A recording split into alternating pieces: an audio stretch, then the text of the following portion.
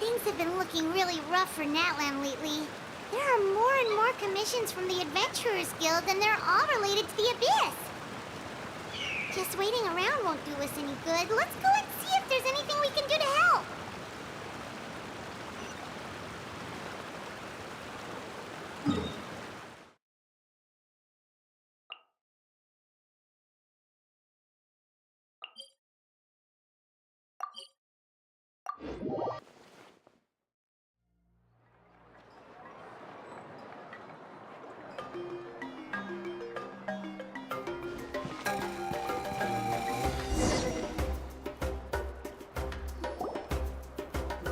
I see. Thank you so much. The Adventurers Guild has been overwhelmed these days. No worries at all. We've always valued the strength of adventurers. Given the current situation, it's vital that we all work together. Since we're facing the same enemies, I'll send you the intel we've collected on the Abyss so far. Then we can take a look at how to coordinate our efforts. All right. Thank you so much. Hi, Catherine. It's us. Got any new commissions? You two have come just in time. I've got some good news. The Pyro Archon has finished assembling her forces and stationed them all across Natlan. Given how the Abyss has ramped up its activities lately, we can no longer afford to act only after receiving news of an invasion. So the Pyro Archon suggested that the Scions of the Canopy and the Adventurers Guild focus on collecting and disseminating intel. That way, we can stay informed of everything that's happening across the land. Once we receive word of enemy activity, we can notify the nearest camp and the stationed forces can take immediate action.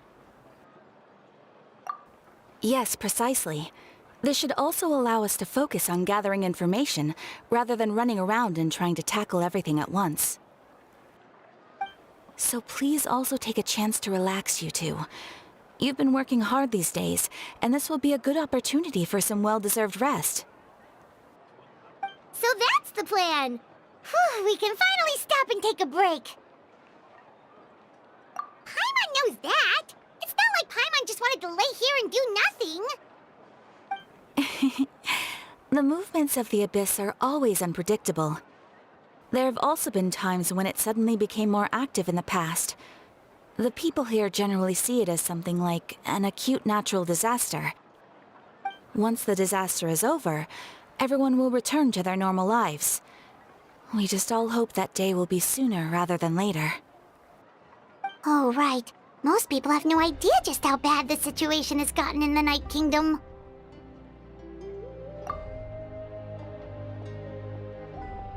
Oh, hey, Kachina! Are you feeling better now?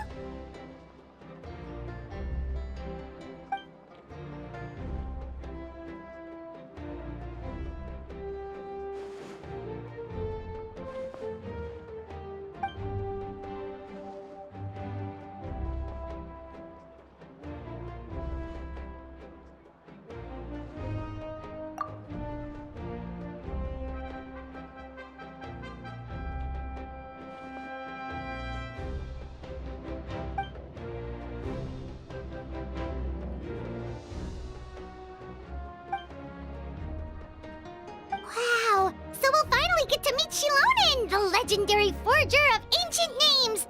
Paimon still can't believe anyone could forge those things.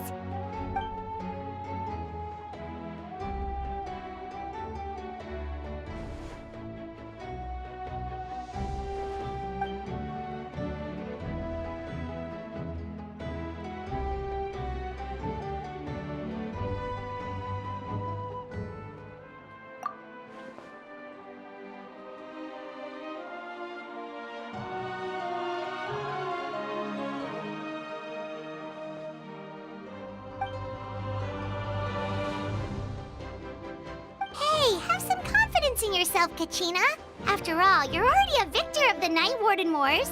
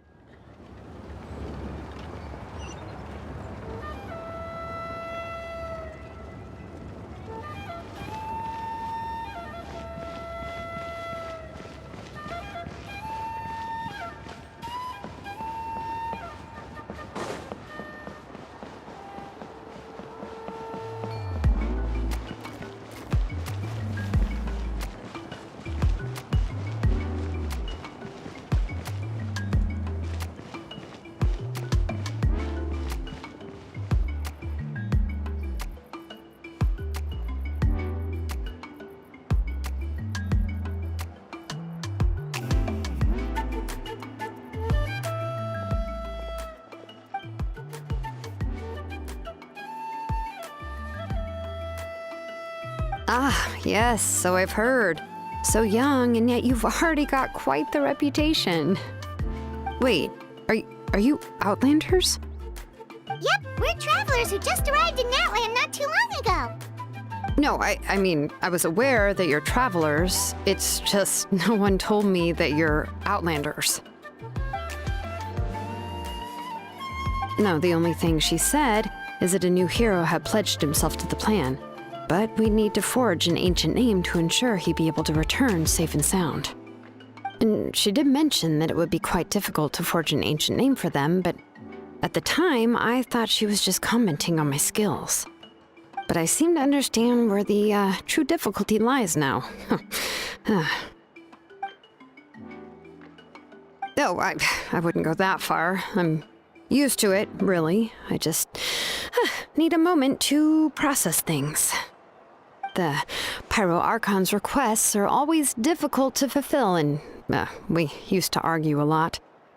Honestly, it's probably for the better that she didn't bring this up at the time.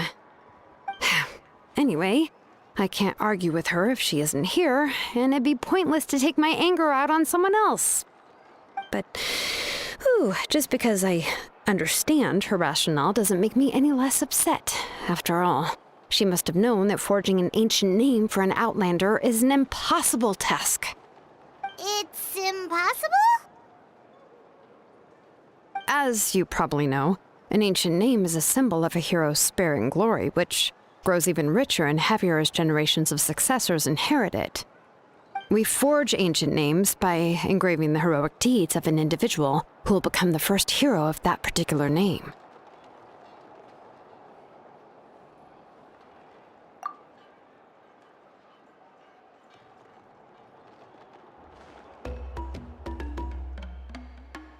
But they were all performed outside of Natland, correct? Yeah, that's right. Then those deeds haven't been recorded by the Night Kingdom. To take it one step further, even if you had performed heroic deeds in Natland, as an Outlander, your actions still wouldn't have been recorded by our lands. Only memories and experiences that have been acknowledged by the wild can be used as a basis for an ancient name. Even the greatest of craftsmen cannot create something out of thin air, you know. That's just how it is.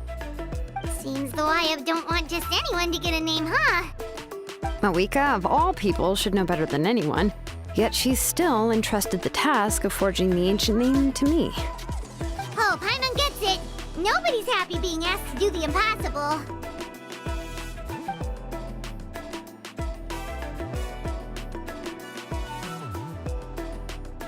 Ugh, don't remind me. Let's just focus on how we can pull this off. How to achieve the impossible. You mean you're already willing Well, what else can I do? What's happened is already done, and it's not like I can outright defy the order of my Archon. If she gave me this order, then she believes the ancient name is an indispensable part of her plan, and that I'll be able to find a way to make it happen. In other words, the order is an affirmation of my abilities. Whoa, not only has she accepted the task, but now she's looking for silver linings?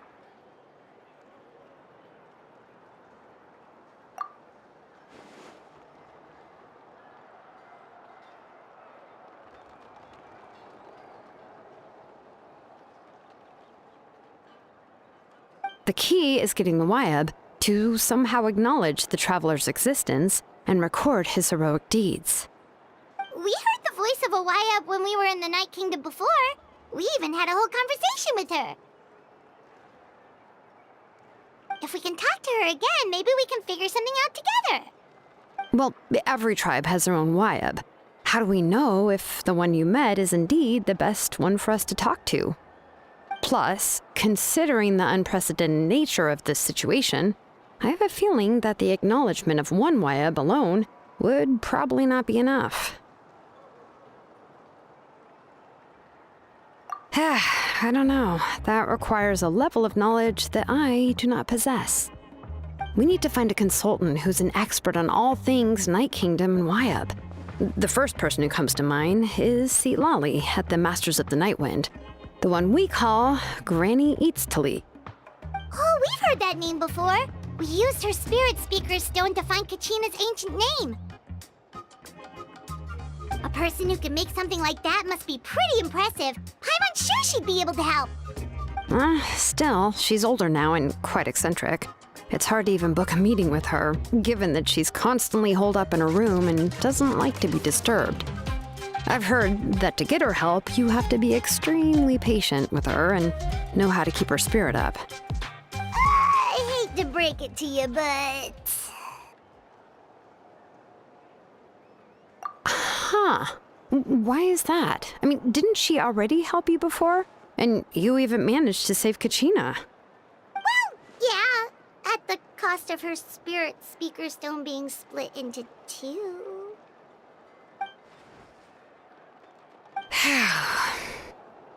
Great going, Moeka. We're already off to a rocky start here. In that case, I guess your only option is to try to emphasize that this is an important order from the Pyro Archon. Hopefully, Citlali would still want to show respect to the Archon. I'll also write you a letter on your behalf. If you can find someone to deliver it and mention some good things about you, then that should help too.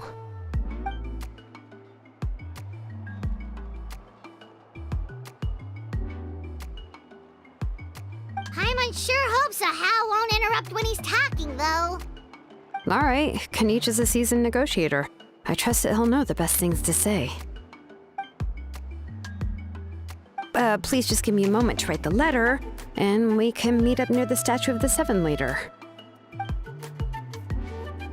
Sounds good. We'll take a stroll in the meantime.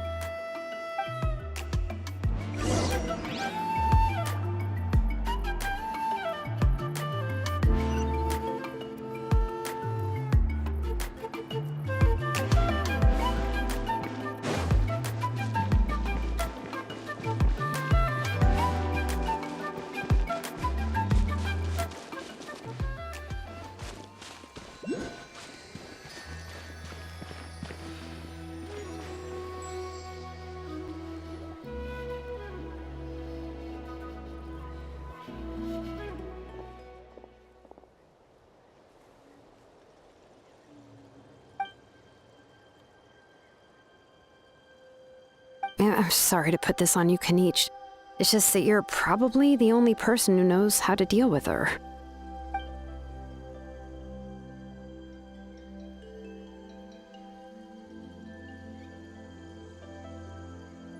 Oh, wait, so Kachina and the Traveler also know about the plan?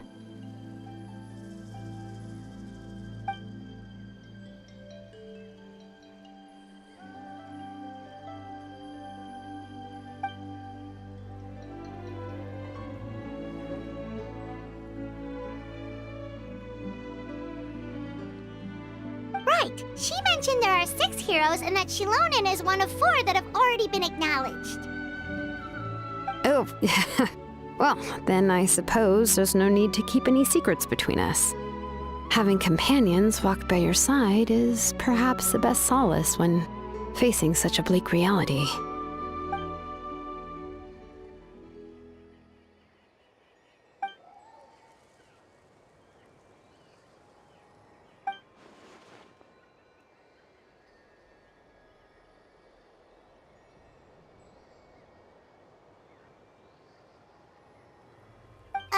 See, Lolly knows him too?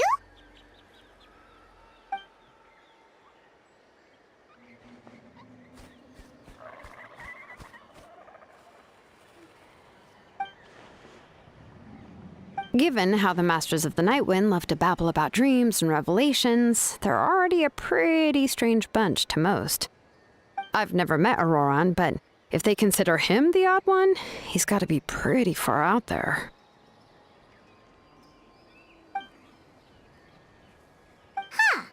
Makes sense. But Paimon wonders how Seat Lolly could be the first one to notice Auroran's disappearance if she spends the whole day in her room.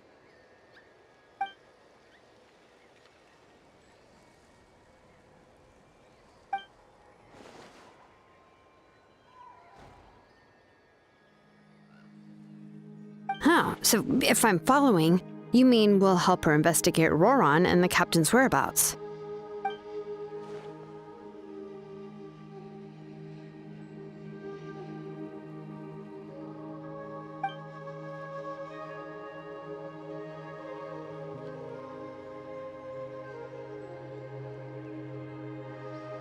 Yeah!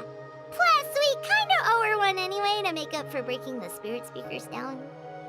Ah, this is a pretty well thought out plan, as expected of Molly Poke Nietzsche.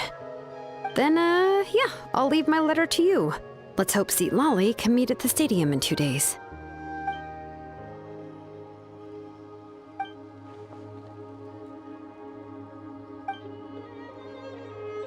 Okay, then let's part ways for now. I'll see you in a couple of days.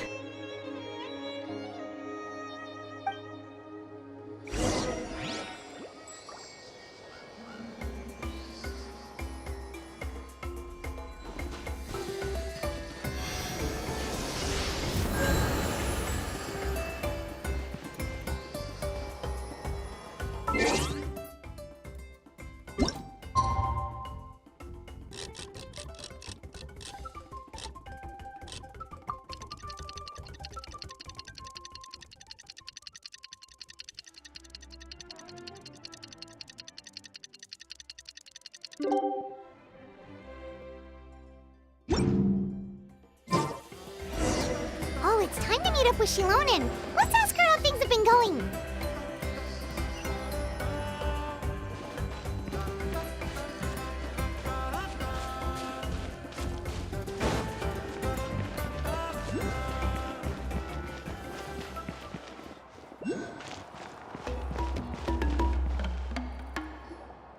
Hey, Shilonen, how's everything going? Oh, hi, Traveler and Paimon. I have bad news. Seat Lolly did not reply to our request, although I suppose I'm not too surprised. Huh? You mean she didn't even bother to give Kenichi a response? Guess she really does have quite the ego then. Yeah, well, she can be also quite eccentric, though she's one of the most gifted people around. Even the Masters of the Nightwind often struggle to work with her. My guess is that she probably has other reasons for not deigning us with a response. But let's go to the stadium and see if we can meet her there. If we do get a chance to talk to her in person, we can still try to work something out. That's true. Let's go!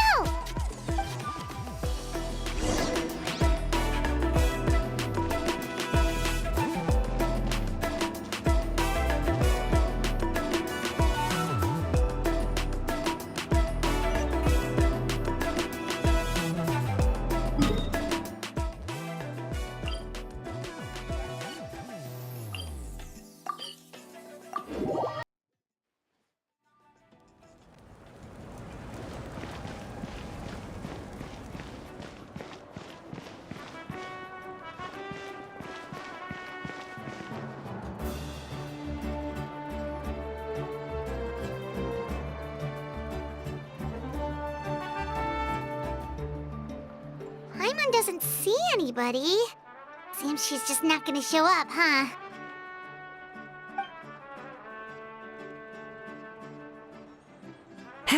Well, we tried to be as considerate as we could, but she's under no obligation to help. That might be true, but this is still a request from the Pyro Archon, right? Shouldn't a subject always answer the call of their Archon? A subject? Well, if you ask me, I'd say we're all more like friends with the Archon. Yes, Mawika is our leader, but that doesn't mean there's any kind of tall barrier between us and her. The only thing is that she often has very high expectations of us. Huh. So even though she's super powerful, it sounds like she's actually pretty down to earth and easy to get along with. Unlike that old hag Granny Eatstily, right? Does she think she can ignore us just because she's famous? You all talk about her like she's some kind of huge deal, but she didn't even bother to reply to our letter! Seriously, if she didn't want to come, she could at least let us know. If that's what aging does to you, Paimon never wants to get old. Oh, really? So, that's how you see me? Huh? Who's there? Who's talking next to Paimon? Oh, don't mind me. I'm just a disgruntled old hag, right? Come on, relax. I'm sure my bark's worse than my bite. Huh? See, Lolly.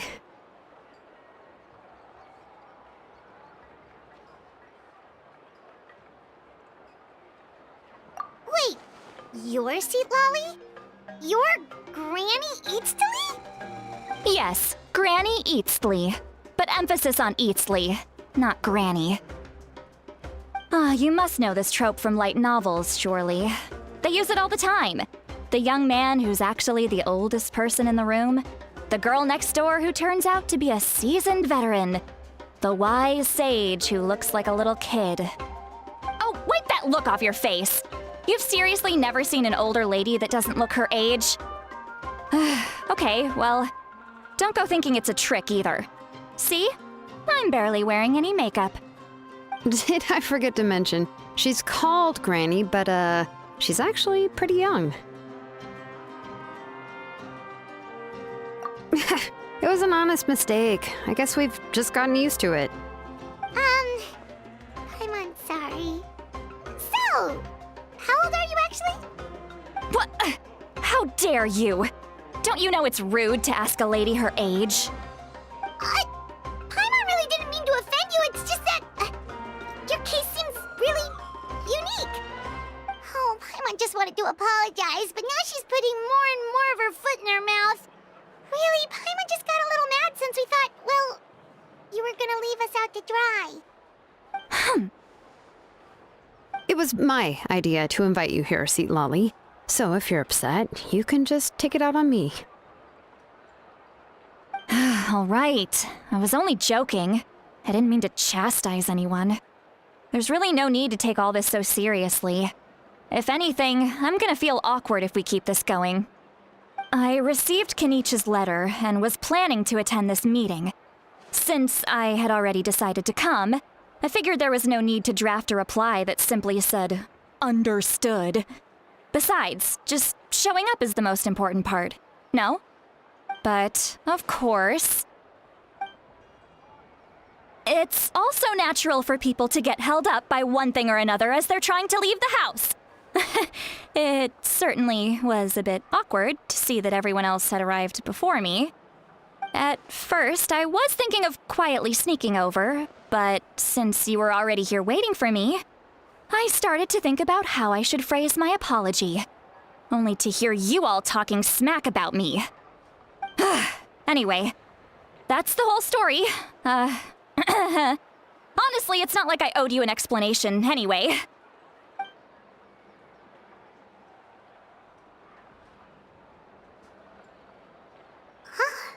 What's with that expression? Was she feeling embarrassed just now?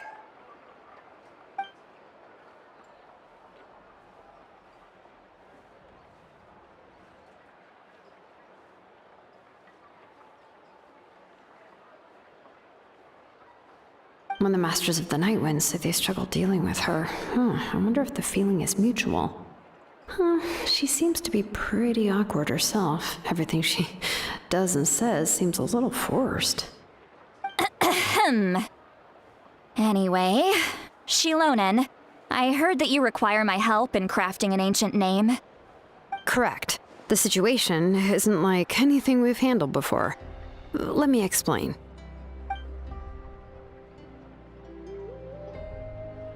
I see. So Mawika has asked you to forge an ancient name for an Outlander. Well, that would be a first. And you've also heard all about Auroron. I must say, he's always been a good kid. I can't see him joining the Fatui of his own volition. He must have been coerced somehow. Yeah, that's what we came here to ask you. We'll help bring Auroron back if you help us solve the problems of forging the ancient name. What do you think? I suppose I'll just call you Traveler for now. Traveler, come here. Let me take a good look at you.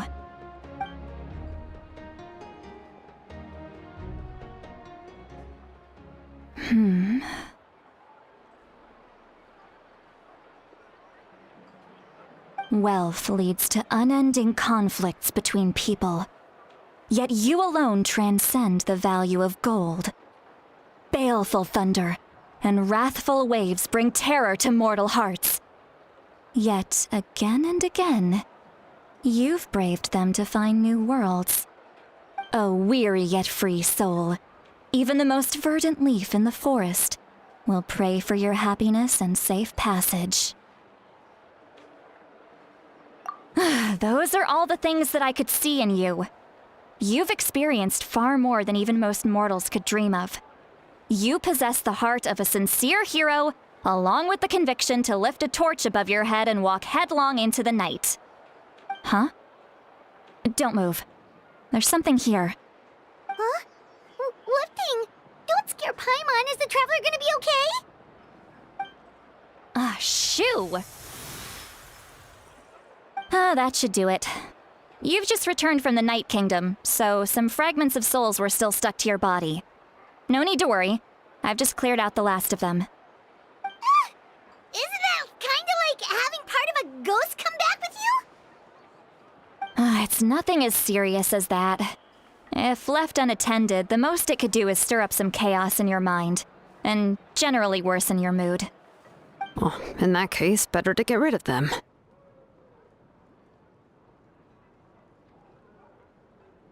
It was nothing. Shilonen, let's follow your proposal. Once you've brought Auroron back, I'll take you to see the Lord of the Night. The Lord of the Night? But don't we need to talk to the Ajaib of the tribes? Something this important is beyond their jurisdiction. Only the Lord of the Night can decide whether we can grant an ancient name to one who does not hail from our lands. The Lord of the Night is an ancient entity that rules over the entire Night Kingdom, constantly borrowing the power of the sacred flame to combat corrosion from the abyss. Oh, so you're basically saying it's even more powerful than the Ajaib of the tribes. Well, that sort of makes sense, being the Lord of the entire Night Kingdom and all. Not exactly. It's not so much that one's more powerful than the other. But never mind. That's not important. It would take too much time to explain. Just listen carefully to what I'm about to tell you. The Lord of the Night is currently in a deep slumber, and we can only communicate with its consciousness while in a trance. In other words, in a dream. But I will need to prepare a few more things if we are to hold a ceremony to achieve the state of the trance. I'll make a list. Can any of you get everything for me? I can go. It'll probably be a long list, so better leave it to someone who knows all the local vendors. Sounds good. Then we'll go with St. Lolly to track down Auroron. Phew, the Fatui are nothing to scoff at, so please, be careful during your investigation. If you need any help, just come find me. Yep, we'll be sure to play it safe.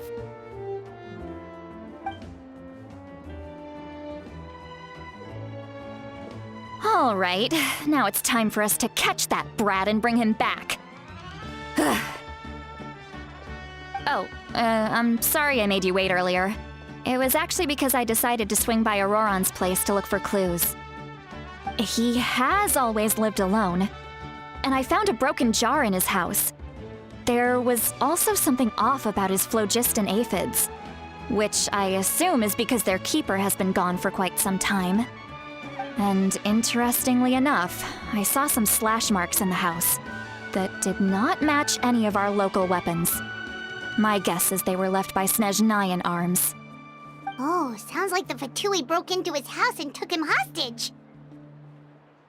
But why would they kidnap a kid who just spends his days living in the country and raising aphids? He's only in his 20s. What would they want with him? That's not to say that I believe he's totally innocent, of course. Since he's the only one who was kidnapped out of everyone in Natlan, he must have done something to attract their attention. In any case, we'll get to the bottom of this once we manage to get him back here. I'm truly sorry to put you two through all this trouble with me. But please help me get him back. You can count on us! All right, then let's start by heading to where Auroron was seen last.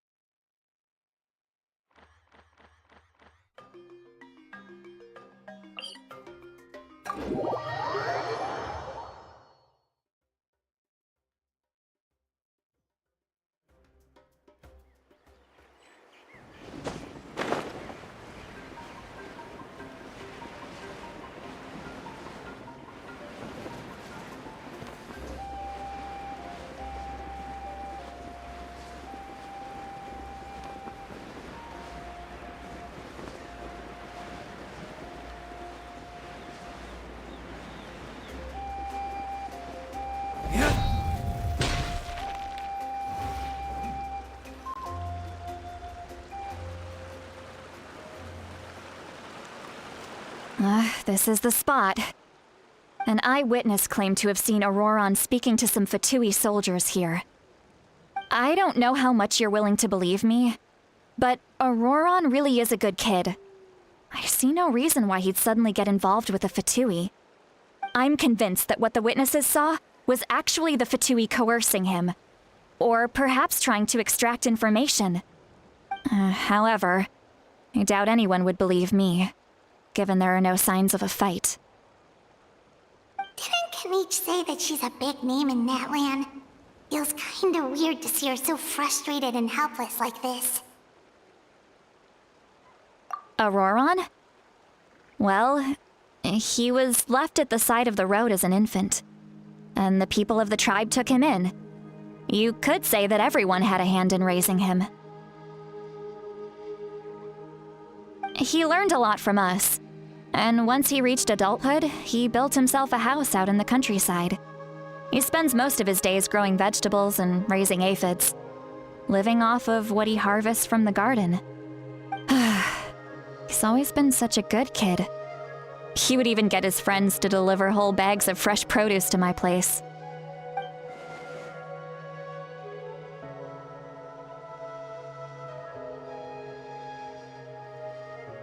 Oh well, let's keep looking.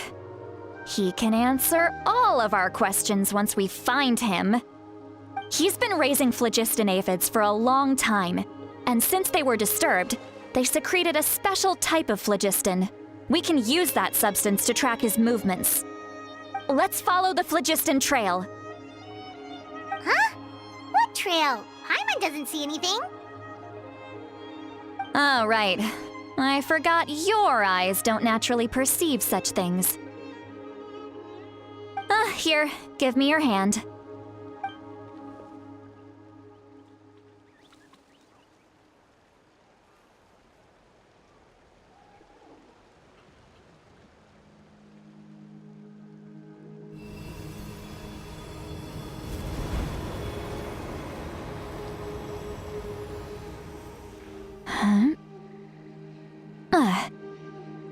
How about now?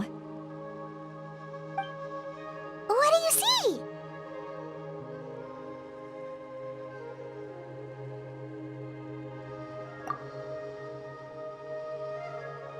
Whoa, Paimon can see it now too! That's right. I used a spell to temporarily transfer a portion of my senses to you. For a short while, you'll be able to see the phlogiston too. Wow, you can even share your senses with us? First time Paimon's heard anything like that. It requires a very rare spell that most people aren't adept at. But don't worry, it's a cinch for me. Between the two of you, it seems the Traveler's senses are a bit stronger than Paimon's. When I held your hand just now, I could sense that you've got a great affinity for phlogiston. You're extraordinarily gifted. Anyway, we'll need to use our vision now to track down Auroron. Good luck, you two. Over here, this way! See, Lolly might say a lot of deep and confusing stuff, but this spell of hers is really something. What was that? Oh, Paimon was just complimenting you, really.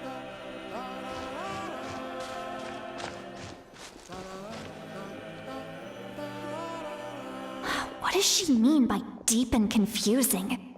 As far as elderly shamans go, I'd say that I'm already pretty easy to talk to. Is there any other old hag who's as fluent in the language of the youth as me? But is my way of speaking still not trendy enough? I've already tried my best to match their speech patterns, but given the looks on their faces just now, or perhaps I'm still not fashionable enough? But that can't be, right? Don't tell me they're still getting the impression that I'm super old-fashioned. Huh?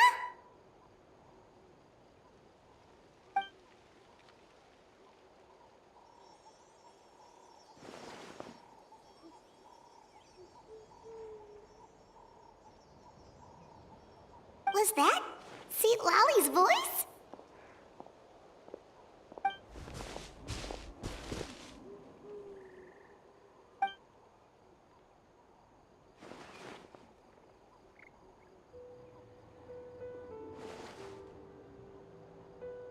Now that I think about it, it's a good thing I found some helpers this time. Some things are best done with the help of friends.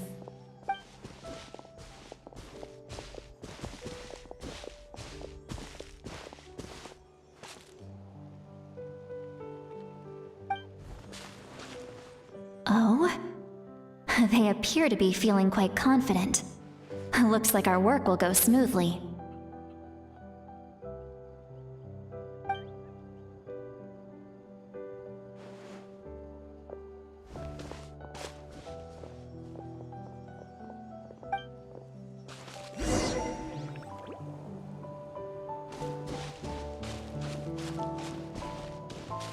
Hey, looks like there's a new camp over there. Let's go take a look. That little brat. Yep. Judging by Paimon's experience as a guide, it definitely looks like people set up camp here. Wait. The phlogiston here is a bit odd. Let me see. Paimon sees a small shape here. Could it be some sort of symbol? This is a distress signal for the Masters of the Night Wind. Only someone from our tribe would recognize it. So Auroron was indeed being threatened. We've got to find him, fast. Leaving such a subtle mark implies that he was trying to be discreet. In other words, he was probably under the Fatui's watch. If they notice us, we can just charge in and fight them to the death. But what if my darling grandson is also there? I can't have him caught in the crossfire. No, I've got to be careful. Otherwise he'd get hit as well. How annoying. No, I've got to stay calm and keep my composure.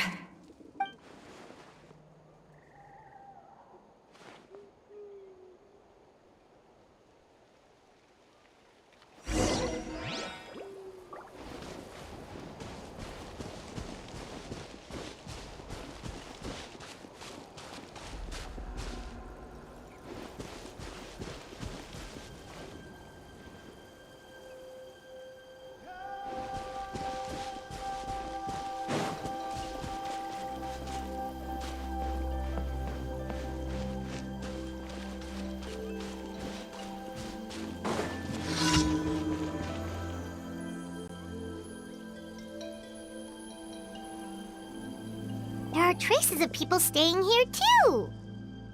Wait a second. The phlogiston around here is jumbled up. I can also smell a mix of elements in the air. Pyro, electro, and some other elements as well. Kenichi told us that you were super amazing. No wonder you can sense so many more things than us.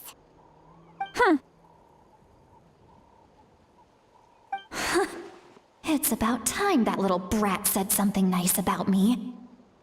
There are signs of a struggle here.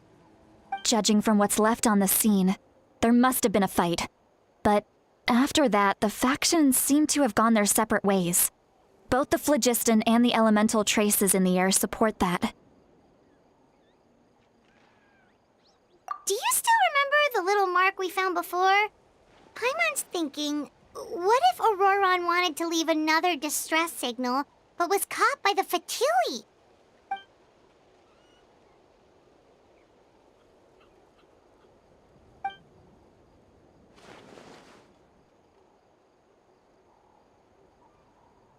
Given there are 2 signals leading from here, we should split up as well.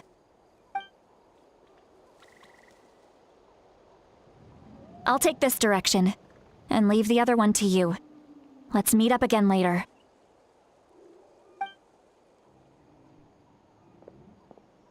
Auroron, what the heck were you doing? It's one thing to trouble me, but now I had to bring other people into this as well. You little brat. And off she goes. Traveler, did you hear all of that as well? Once Seatlolly left, that voice went away as well. Paimon even tried calling her name inside Paimon's head, but there was no response. So you were thinking the same thing.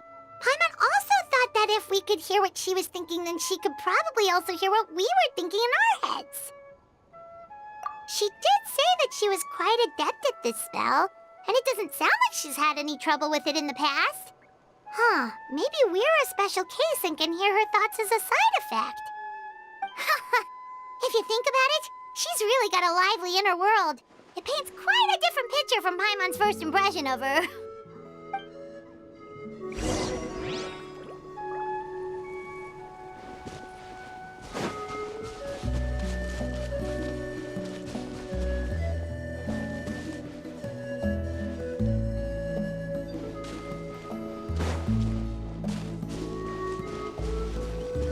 Paimon sees some traces here. Let's follow them and see if we can find anything up ahead.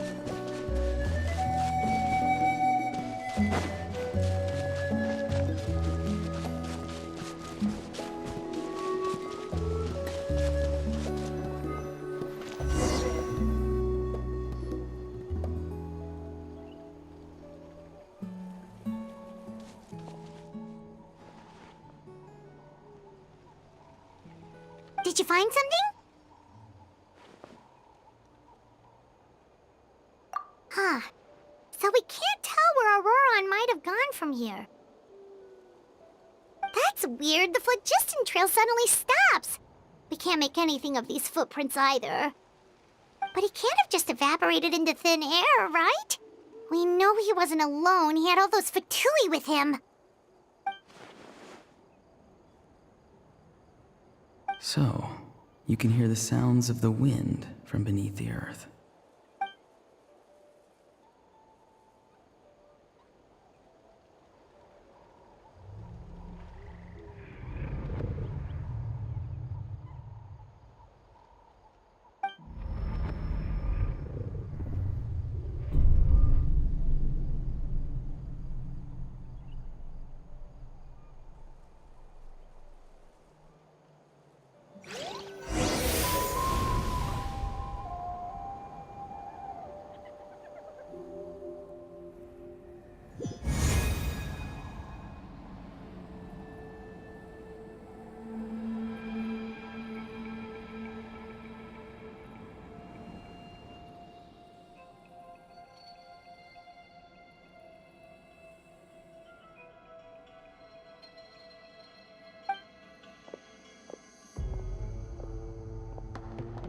I'm very sorry, but please do not move.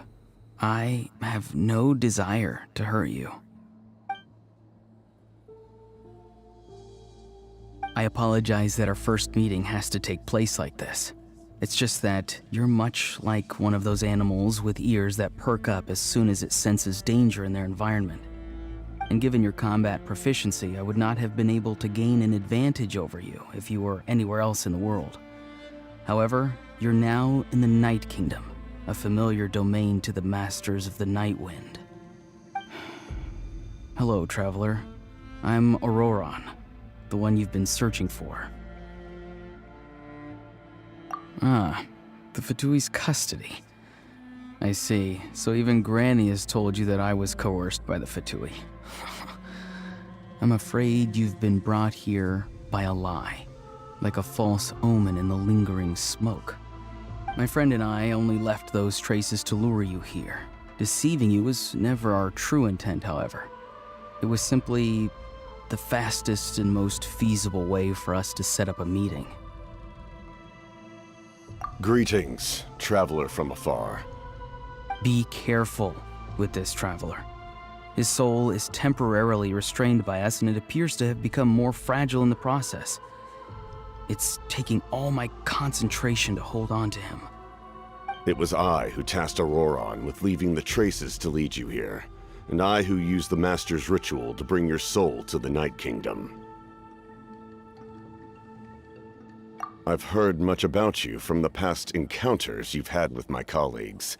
Given the present situation in Natlan, I would like to sincerely request a formal meeting with you, in person. I will use the opportunity to explain my goals and motivations to you, as well as why I mistrust Malwika, the Pyro Archon.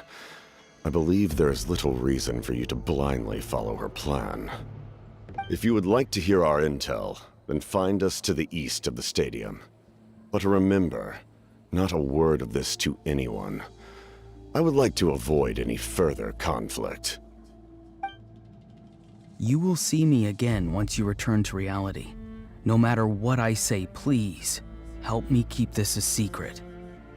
This is all to avoid dragging Granny into this conflict.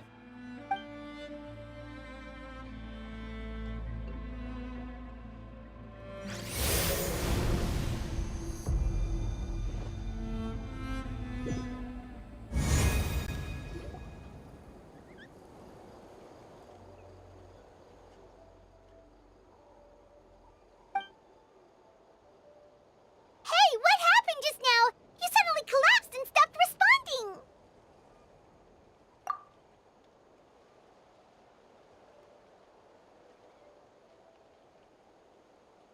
Hey, why are you sitting on the ground? Are you okay? See, Lolly! He froze for a moment and then just collapsed to the ground. Could it have been those leftover remnants from the Night Kingdom? Do you have any itches or pain anywhere? Don't worry. We can take a short break. Sorry, I know I asked for your help.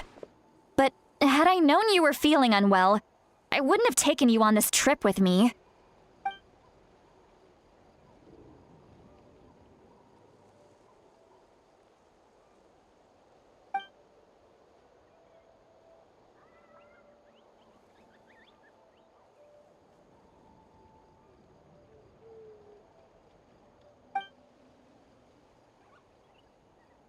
If you're feeling sick, you should just say so. See, Lolly should be able to, exorcise any ghosts or weird stuff that you picked up in the Night Kingdom. A seasoned traveler must know the importance of not pushing yourself beyond your limit. If you need anything from me, just say the word. In any case, let's take a bit more time to rest now.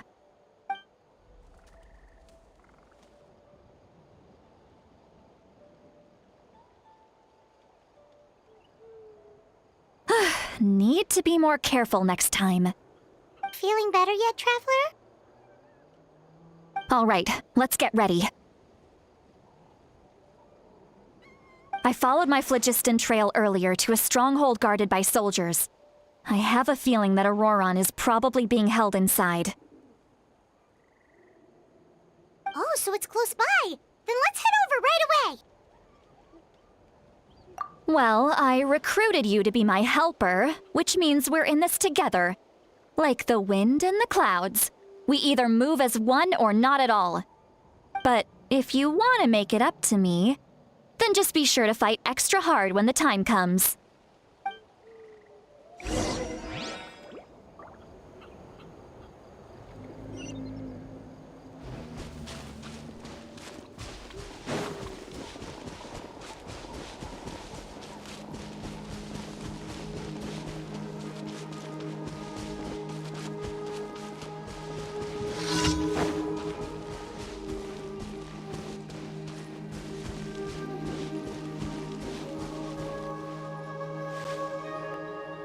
Look over there. Huh? Paimon thinks she sees someone in the middle of the camp. That's Auroron. So he really was taken by the Fatui.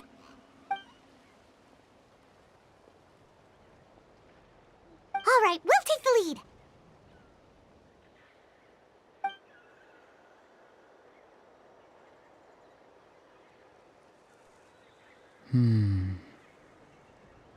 Hey, quit daydreaming. Don't you have work to do? I cannot see the sun.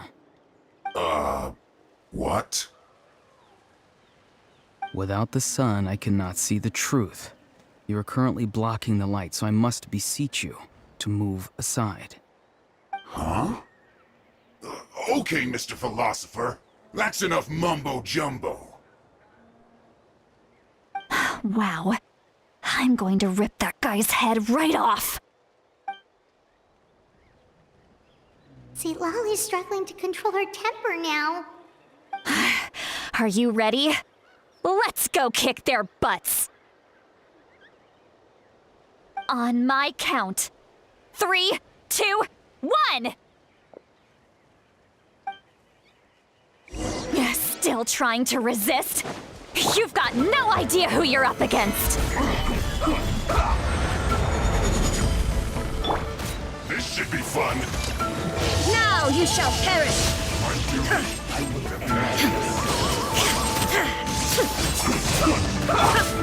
The process of elimination. Flicker.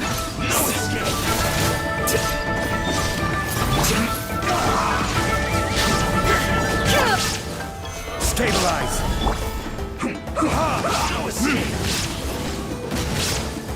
Burn.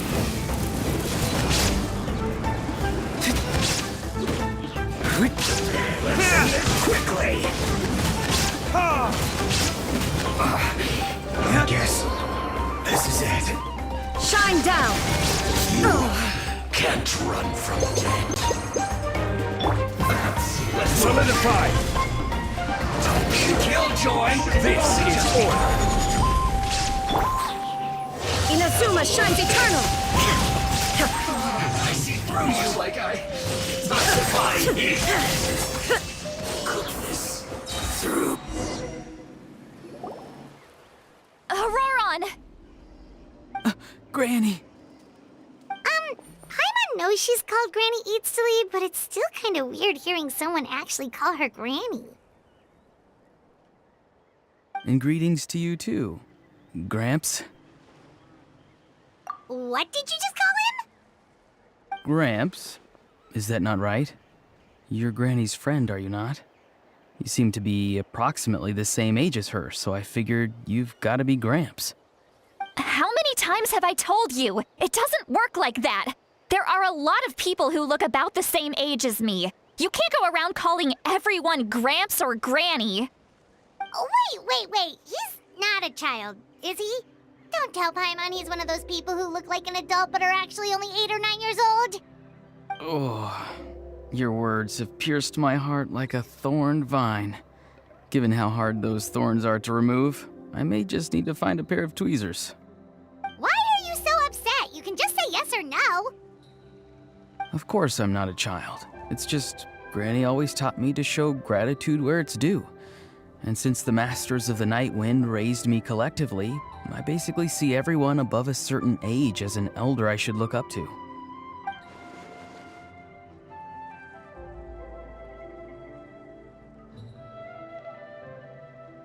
Exactly.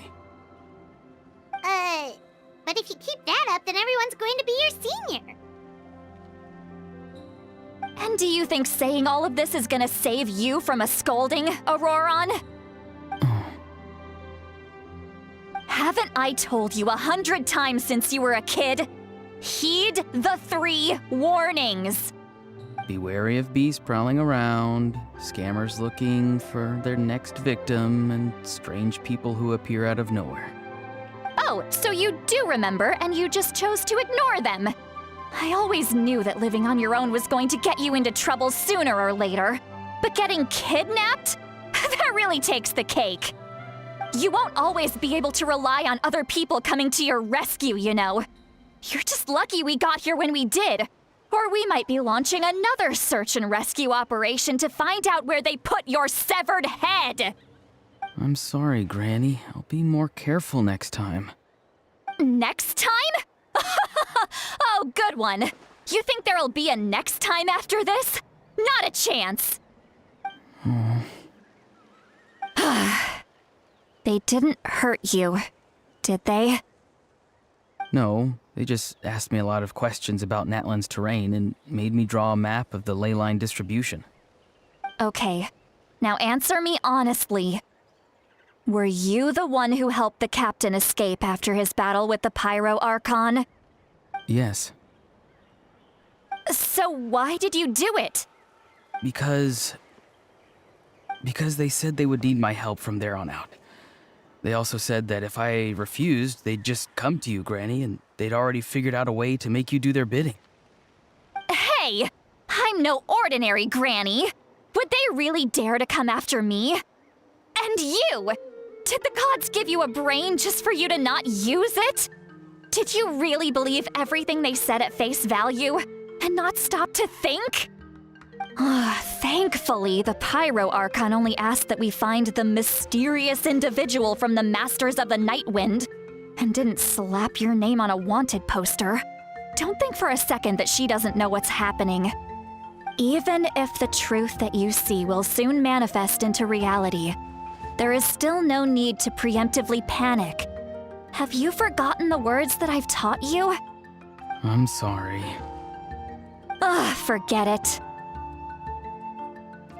We can submit the details of this camp and the defeated Fatui as evidence of your innocence.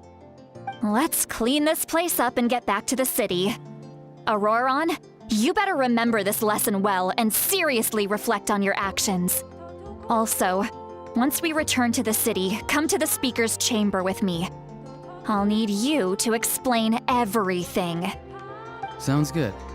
Should I bring some of my homegrown vegetables as well? Your vegetables? Yes. I grow a lot of fresh produce in my garden. I hope the Pyro Archon won't be too picky about the selection. Now's not the time to be thinking about that. If you do come face to face with the Pyro Archon, the first thing you should do is... Recite the 3 warnings. Huh? No! You should emphasize that you were not in cahoots with the Fatui! How exactly did the Masters raise this guy? Oh, right.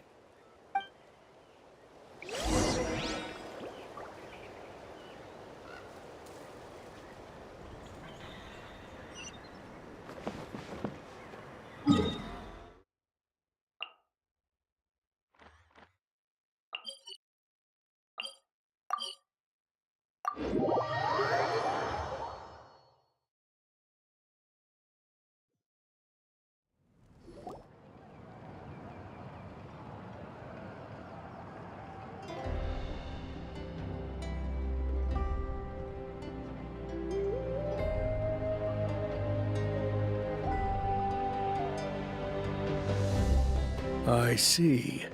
So Auroron came to the captain's rescue because he promised to help him in exchange for Lali's safety.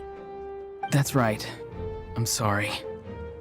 Now that you know Auroron was only trying to protect another member of his tribe, could I ask you to petition the Pyro Archon for her forgiveness? We'll give her a full report. We'll let you know once she's reached a decision. Will I need to stay here? Technically, yes. But if Miss Lolly is willing to serve as your guarantor, then we can release you from custody. Sure. I'd be happy to do that. I don't have any more time to waste here. I still have other things to do. Understood. Thank you very much. Mr. Auroron, please report back to the Speaker's chamber as soon as you've received notice of the Archon's decision. I understand. Thank you. And thank you too, Granny. Well, at least you won't need to hide your face anymore. Traveler, Paimon, thank you very much for your help. And don't worry, I haven't forgotten about my side of the deal. Once Auroron is settled, I'll go talk to Shilonen and get started on forging an ancient name for you. Oh, thank you. You scratch my back, I scratch yours. It's as good as done. You can just go twiddle your thumbs or something while you wait for the good news. Bye for now. Come with me, Auroron. We've got to find you a place to stay for the night. Goodbye, Gramps.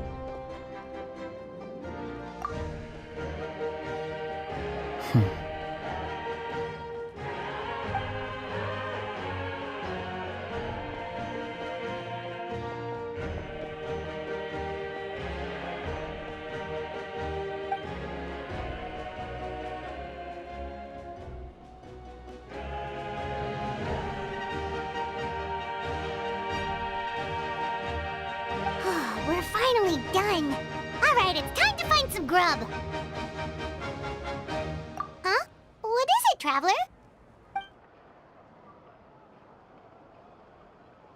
What? The captain?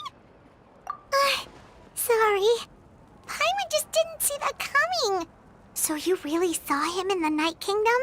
And he didn't attack you? Oh, that Auroron, what is he up to? He sounded earnest enough just now. Paimon would have never guessed anything was happening. All that stuff about protecting Seat Lolly and being forced to help the Fatui when he's actually been a willing accomplice all along. Yeah, you're right. Still, Paimon appreciates you telling her about this.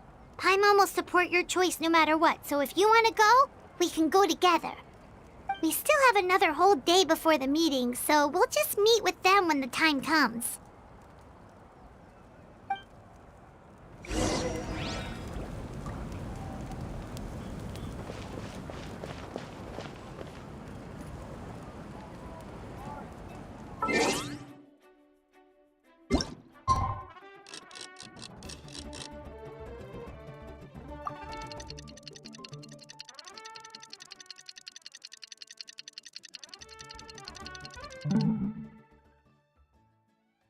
All the world holds dear is but a backdrop of constant motion.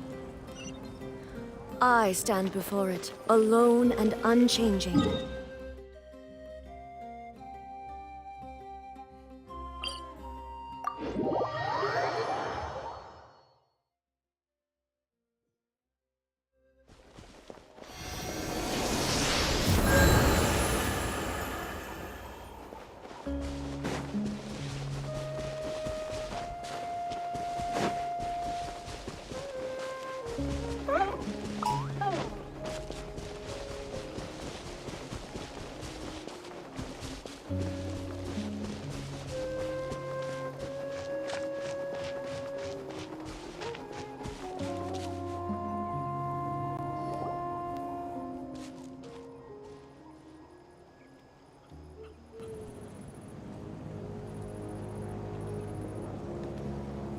Weird. Paimon doesn't see anyone.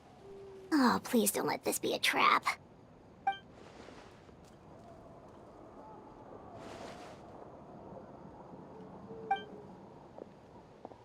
What was that? Good evening. Nice to see you again. It's you. You shouldn't pop up from behind people like that. What are you, a ghost? I'm terribly sorry. It's just a force of habit. And what's with you apologizing all the time? You sound so polite and honest, but you're actually doing shady stuff behind people's backs. You're right. Granny tells me that too. Huh. Come to think of it, you remind me of her. Sometimes you two sound really similar, you know. Oh, so you're gonna call Paimon Granny too now? Well, I could.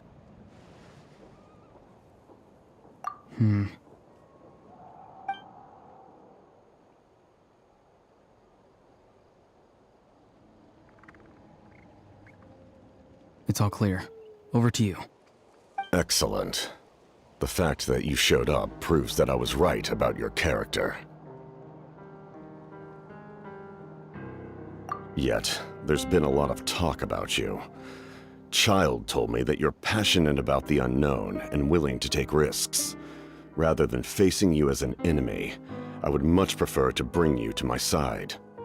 If we allow the current state of things to continue, we will inevitably clash, and that's a scenario that I'd very much like to avoid.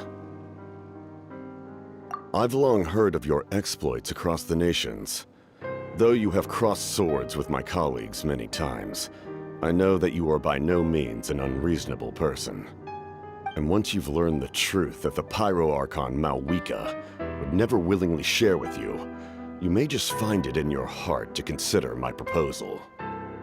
I assume you've already been informed of the Pyro Archon's plan. In order to defeat the Abyss and save Natlan, she still needs 2 more heroes to appear. Wait, how did you know that? Never mind. Guess that's not important now. I've long kept a close eye on her plan. To be frank, it's an exceedingly risky plan. Will the heroes really appear? And even if they come to her, will their power be enough to drive the Abyss back? If any part of the plan goes awry, all of Natlan, even all of Teyvat, will pay for her mistakes. Now, you may have been led to believe that this is the only plan available to her. But what if I told you she's had another emergency plan all along, the details of which she has chosen to keep hidden from you? An emergency plan? Yes. A way to keep Natlan intact, even if her original plan fails. But given the painful cost of its execution, she has chosen to keep it as a mere backup plan.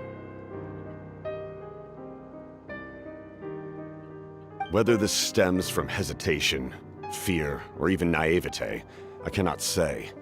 But Natlan cannot afford to wait until she comes to her senses. My fear is that given the enormity of the decision, she will be reluctant to confront the dire reality we face until it is too late. There will be no time left to execute the backup plan, and all of Natlan will be lost to the Abyss. We have to make the decision for her, here and now. Yeah, do you have any evidence for all this? Just telling us a bunch of scary stuff isn't enough, you know. Besides, wasn't it you who tried to seize the Gnosis for the Tsaritsa's plan?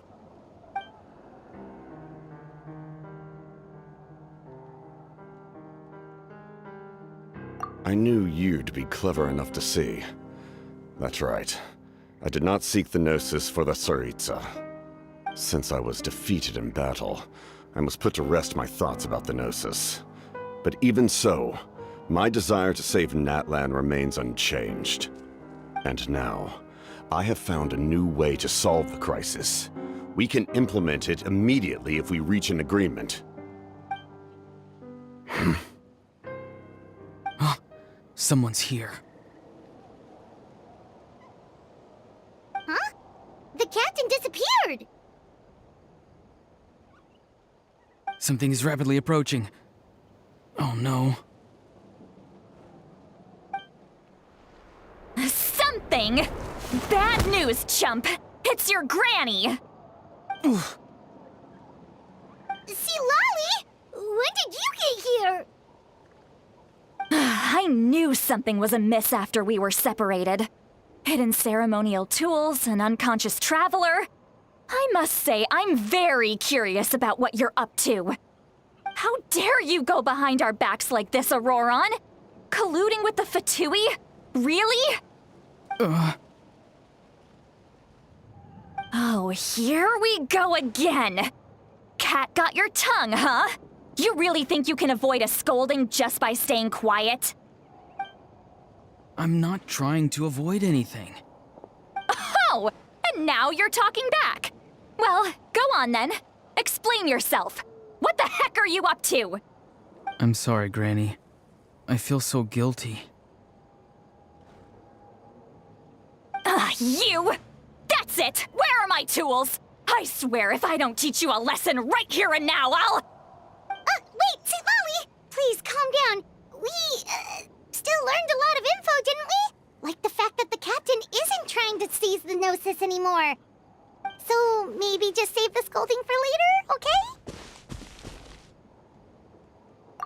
Listen well, Auroron.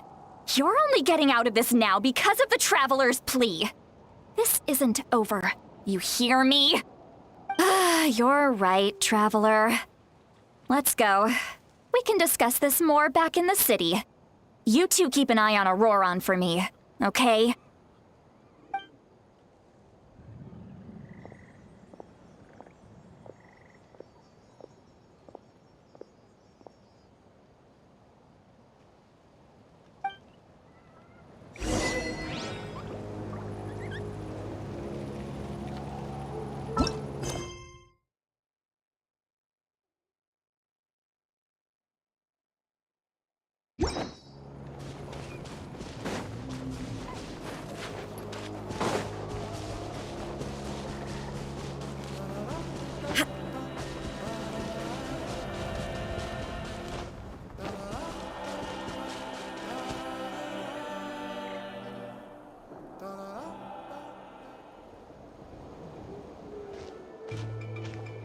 In all my years, I've never had a child cause me so much grief. Do you seriously not see what's at stake here? You've got a head on your shoulders, Auroron. Use it! Why did you help the captain? And I want the truth this time. No answer? Think you're being smart? Then let me ask a different question. What does the captain want? What is his purpose in Natlan? Really? You're just going to stonewall me?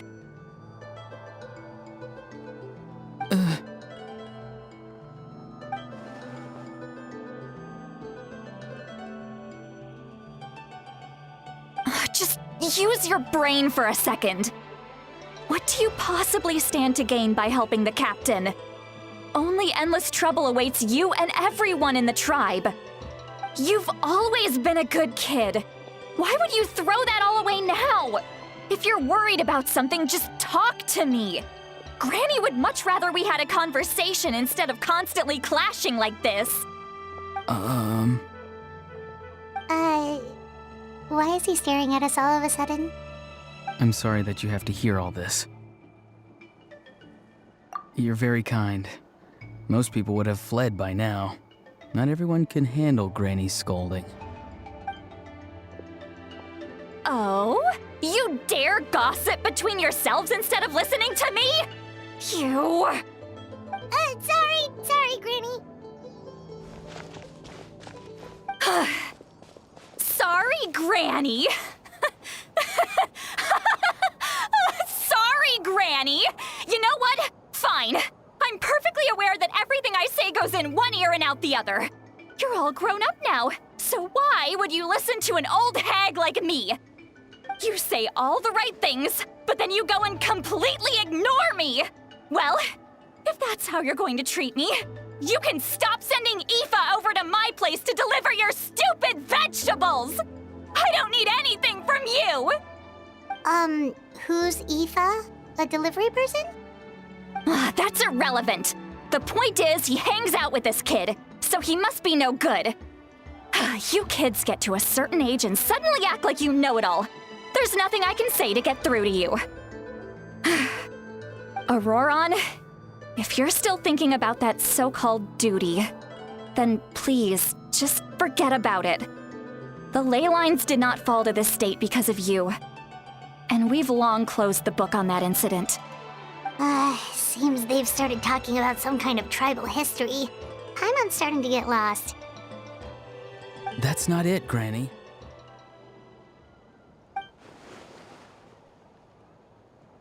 I know you tend to get down on yourself when you're upset, but I can tell I really hurt you this time. All I can say is I'm sorry. His voice. Auroron! Where have you gone? It sounds like he's somewhere super far away, but isn't he right here in front of us? I'm really sorry. It's up to all of us to do everything we can to save Natlan. So I've got to go.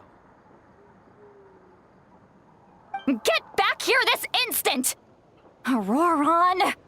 Ugh, what is this? Powder from plant spores? Is that the trick he used? What just happened? How was he able to suddenly get so far away like that?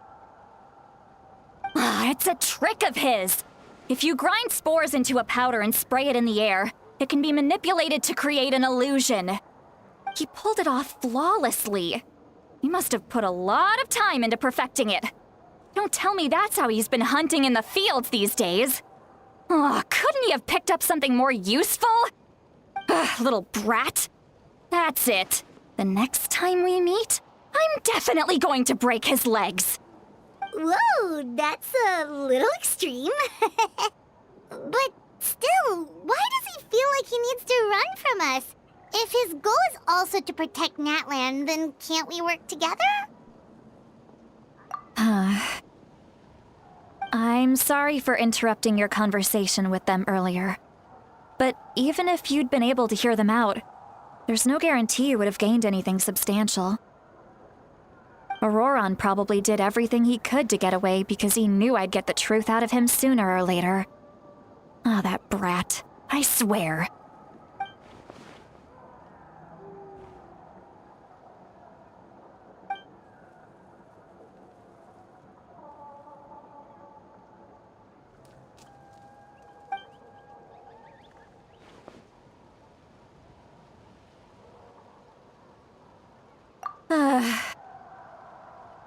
We've got quite a long walk back to the city. Let's take our time. It'll give me a moment to figure out how to explain all this.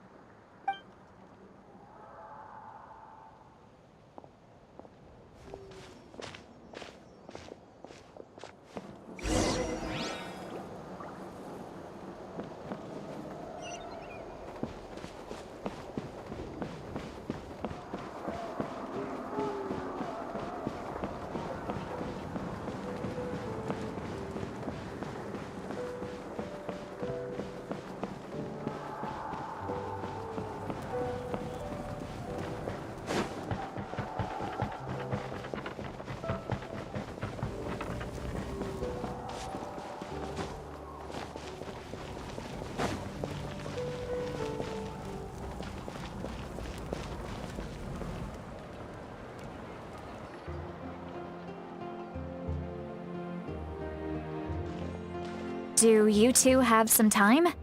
Feeling hungry? How about we get something to eat? All right, it's been a while since we last ate. Now that we can relax, Paimon just realized how hungry she is. Then let's go. We can find somewhere to sit down and talk. Food and drinks are on me. Really? You're not gonna take her offer? That's right. See, Lolly has gotten a lot quieter since Auroron ran away. She seems to be having a hard time. He's right. We're seasoned adventurers, so we're more than capable of paying our own bill. Hey, come on now. You won't even let me take you out for some food and drinks? I just wanted to treat you to a meal. Are you sure? We can save you some Mora. Mora is the least of my concerns. Besides, we're definitely due a meal after all the time we've spent together. Let me get this one. I might be an old hag, but I like to think I'm not completely useless. Sure, that's fine with us, but Paimon doesn't want you to be sad, sweet Lolly. Don't worry. I'm sure a juicy grilled steak will work wonders.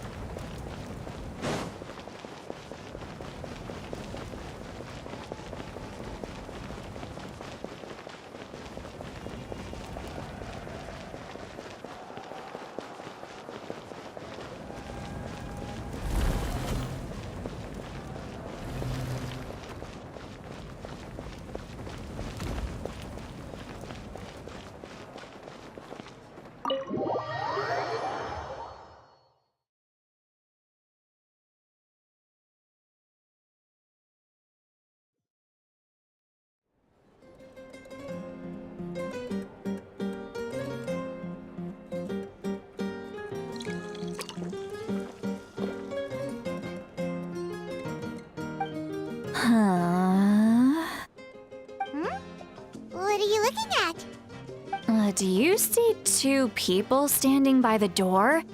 They look like spitting images of each other. Are they twins?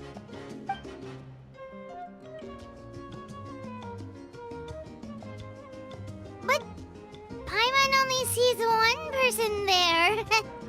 Huh? How could that be? I guess my mind isn't as sharp as it used to be. Give me another bottle, boss! Do you think she's drunk? There you go, miss. Oh my, it's not every day you get to see Granny Itzley here with some friends. Not to mention ones who've made a huge name for themselves recently. Oh, so you've heard of us? Of course I have. Aren't you the ones who saved Kachina and brought her back? No wonder you hit it off with Granny Sitlali. She wouldn't spend time with just anybody, you know. I don't even remember the last time I saw her with a new friend. Wait, so you call her Granny too? Well, given our ages, it'd probably be more accurate for me to call her my great-great-granny. She's one of the most famous people at the Masters of the Night Wind. Most days, hardly anyone even dares talk to her. Huh? Gossiping about me right in front of my face now, are you, Chonka? Oh, please, Granny, I wouldn't dare. I'm just beyond happy to see you bring over some new friends. After all, any friends of our regulars are sure to be great customers too. All right, that's enough. Go on now. I'm sure the other customers would like to talk to you as well. There's no need to keep staring at me. I promise I'll keep my alcohol down until I leave. Well then, you have my thanks.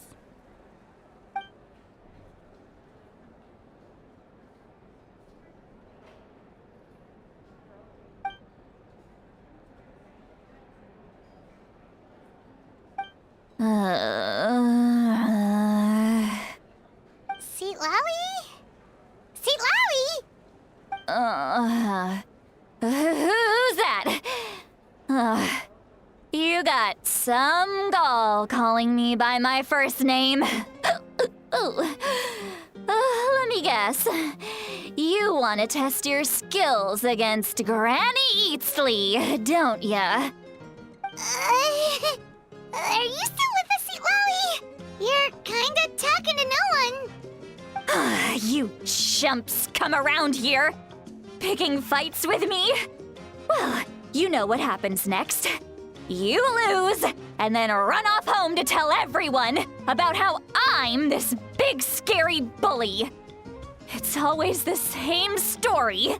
You brats start it, I finish it, and then I end up with the reputation of being some kind of terrible monster among the shamans. I mean, come on. Monster? Me? Really? What did I do to deserve that? Granny Seatlali, you're not a monster at all. Exactly. And while we're at it, I'm not some lazy slacker either. Between meditation, advising the chief, and speaking with the Wyab, I actually have a pretty packed schedule, you know. Oh yeah. And I have to mentor all the new kids. Hey, new kid. Yeah, you.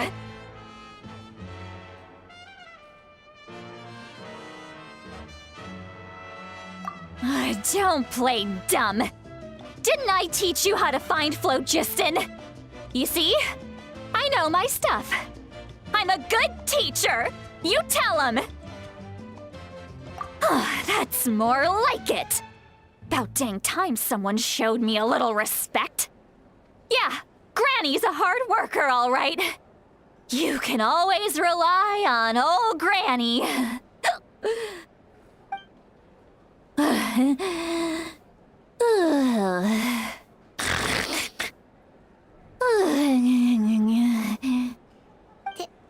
Did she just fall asleep with her eyes open?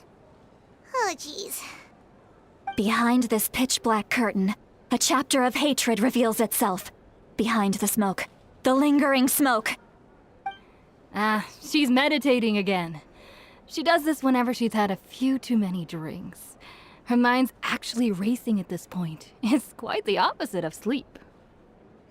Is this another specialty of the Masters of the Nightwind? No, I'd say it's an ability that's unique to Citlali herself. While she can easily pick up everyone else's skills and tricks, few have been able to master hers. Warning, warning. Red, the color of danger, has now arisen within that pair of eyes. Huh?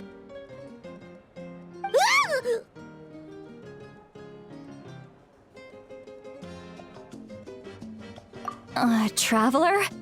Paimon? What's wrong? I'm gonna hurl. Hang on, just keep it in! Phew. Okay, it's passed. That was a close one. You had Paimon worried. Paimon really thought you were about to barf all over the table just now. How embarrassing. I'm sorry you had to see me like that. That's never happened before, I swear. I've never thrown up, not once.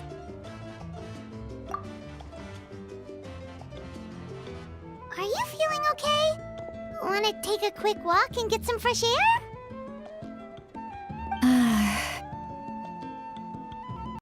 There's so much that I want to say, but I can't. Why not? Of course you can. Just say whatever's on your mind. Please, Paimon, it's not as simple as you think. We've only known each other for a few days, right? What would you think of me if I were to start dumping all of my complaints on you after we've only just met? Oh, Paimon gets it. You're hoping that we wouldn't think less of you no matter what you're about to say. No, that wasn't my point at all! Seriously, don't you youngsters know anything about shame? I'm talking about shame! I've lived all these years and still can't get rid of it! Surely, you know the feeling too? Actually, about that. Huh? Tell me what? Yeah, this is as good a time as any.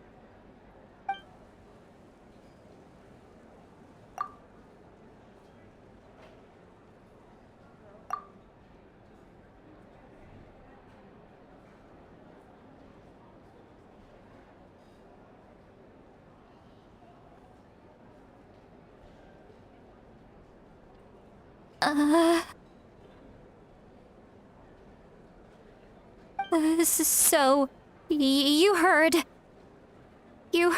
my... It's okay, Sweet Lolly. You had every right to complain about those things. I can't take it anymore! Why do these things happen to me? Hearing me mumble under my breath is one thing, but hearing what I mumble in my own head? That's too much! It's just like when you're rolling on the floor in your pajamas, but you forget to lock the door, and someone bursts in to deliver cabbages and sees the whole thing! So that, happens to you a lot. It happens to people in general, okay? Doesn't matter if you're 200 years old or 1,000 years old. Everyone rolls around in their pajamas sometimes. I was just picking something generic.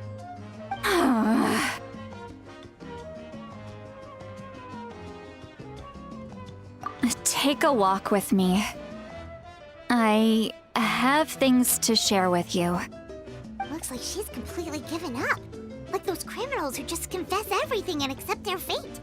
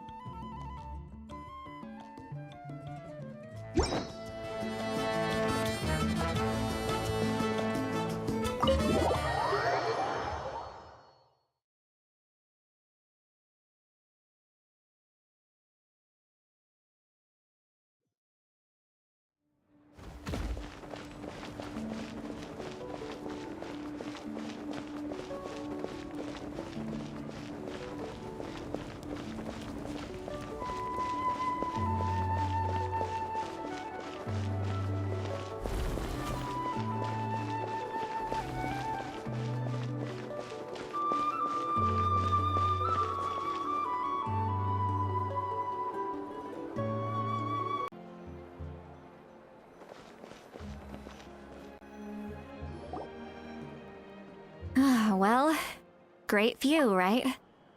I love coming here by myself. Wow, it's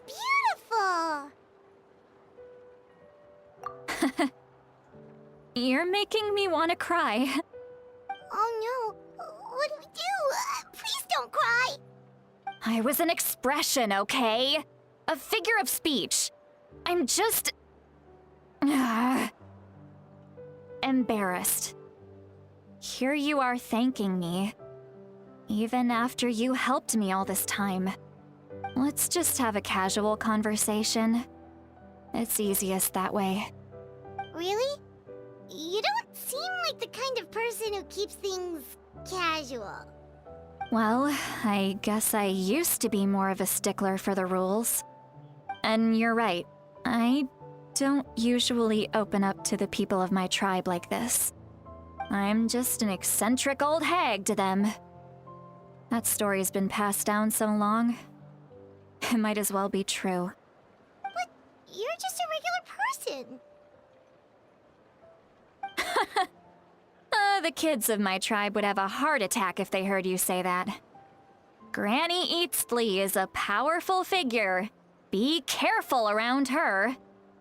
That's what they'd say. Well, you are powerful. Are they afraid of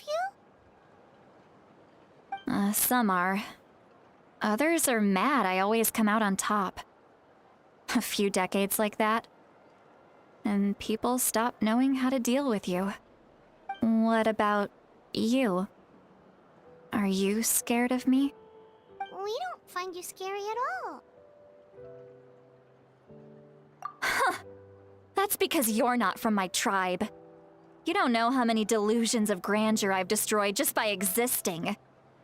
I make people realize that no matter how hard they work, they'll never become a living legend like me. Oh, not to brag or anything. Maybe it's hard to believe. Just pretend I never said anything.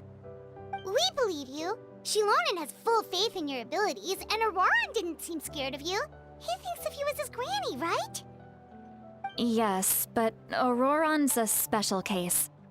Mawika already told you about her plan, and you've given so much help to Auroran and me. You deserve to learn the full truth.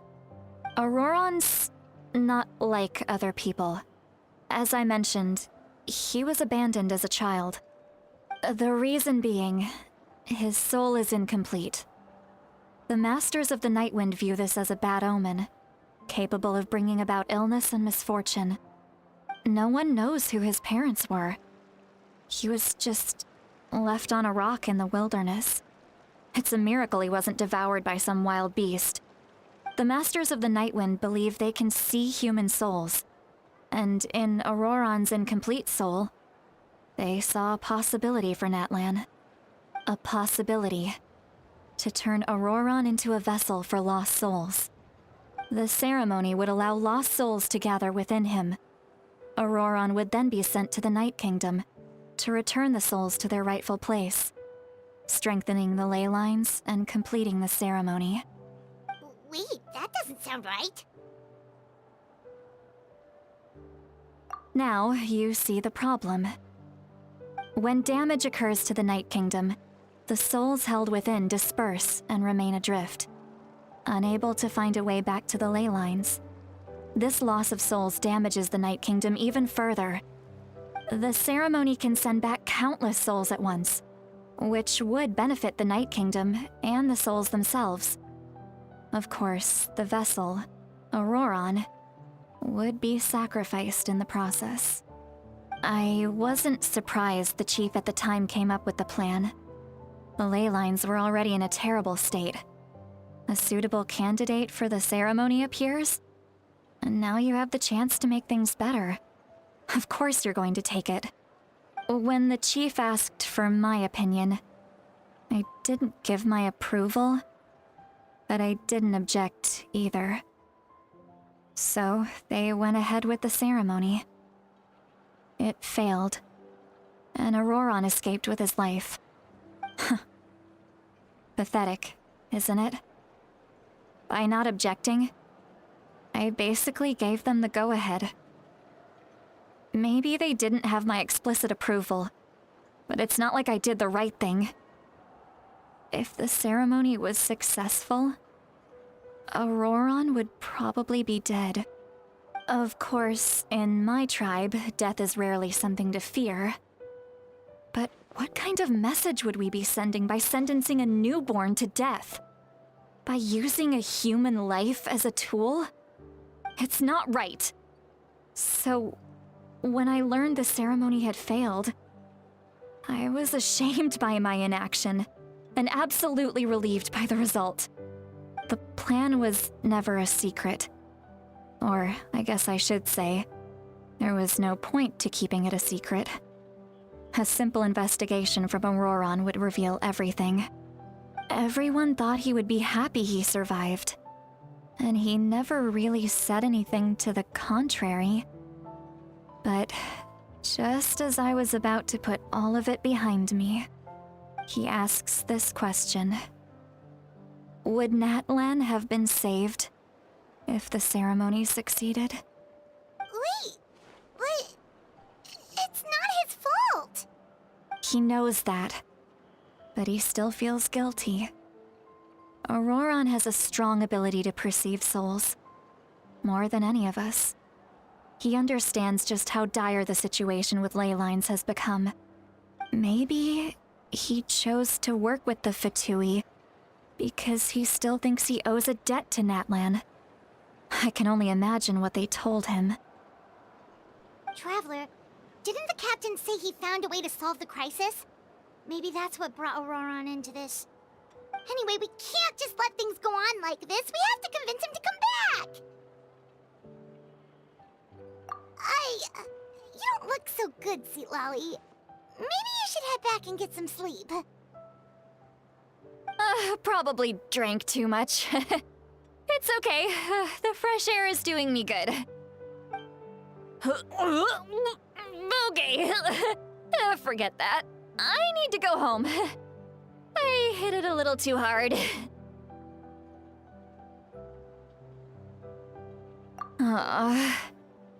You've helped me so much already.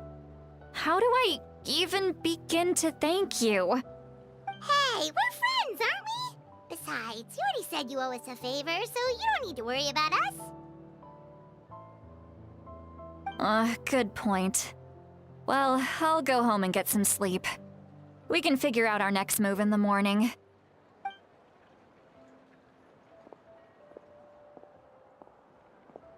Friends.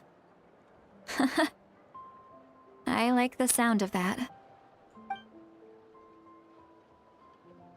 Auroron's probably back with the captain, don't you think? You mean about the backup plan?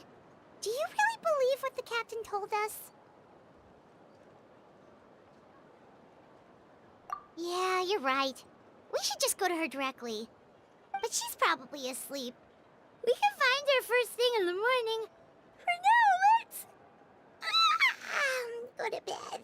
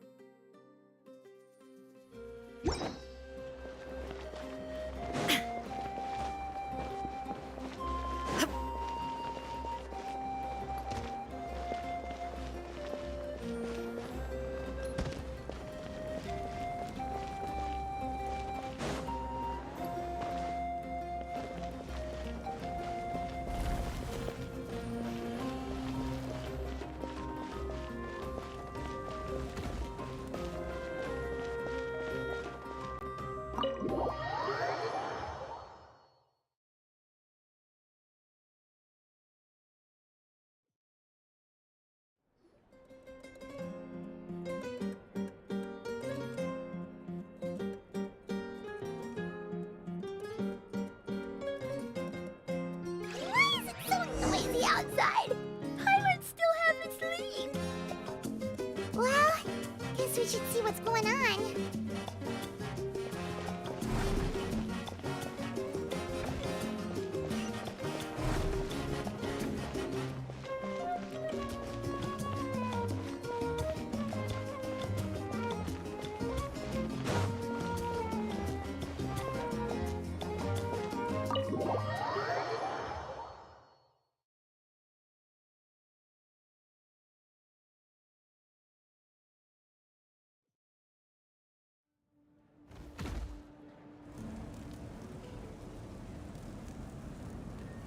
you're already here.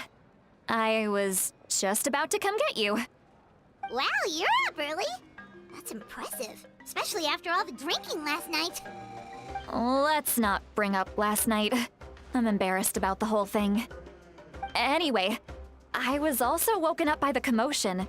Looks like all the warriors from the stadium are on the move.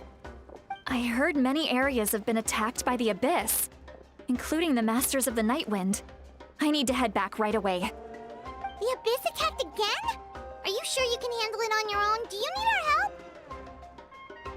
I'll be fine.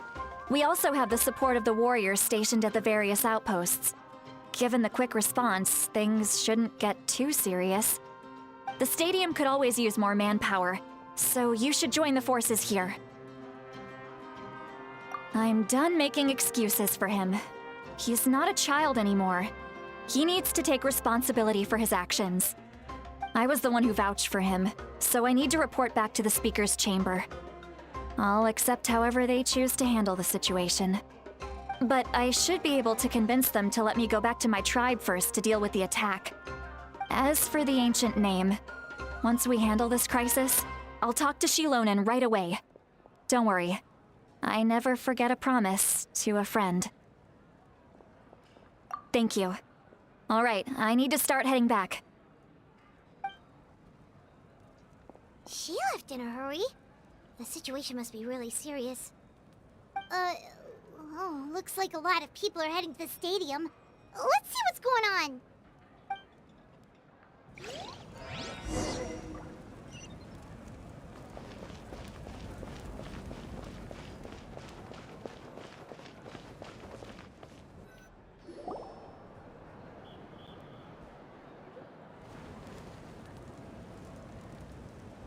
Traveler, over here! Perfect. Our star Outlander has appeared. Oh, you're all here! But, what's with the whole Star Outlander thing? Just my way of saying how awesome you are. We've got a real emergency on our hands, so this is the perfect time for you to show off your skills. Alright, but can we get a quick rundown of the situation first? The Abyss suddenly attacked the Collective of Plenty, the Masters of the Nightwind, the Children of Echoes, and a number of our camps and outposts in the wild.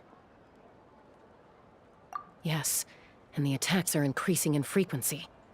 The tribes have plenty of defenses, so they're safe for now, but I can't say the same for the adventurers and merchants stuck in the wild. Chaska and I have been searching for survivors and treating the wounded. We just got back, but we need to head out again soon. I plan on heading back to the Collective of Plenty, just in case my tribe needs me. What about you, Mualani? Where are you gonna go? I'll go help the Children of Echoes. They're the closest, so I can start fighting right away. What about you guys? We could go together.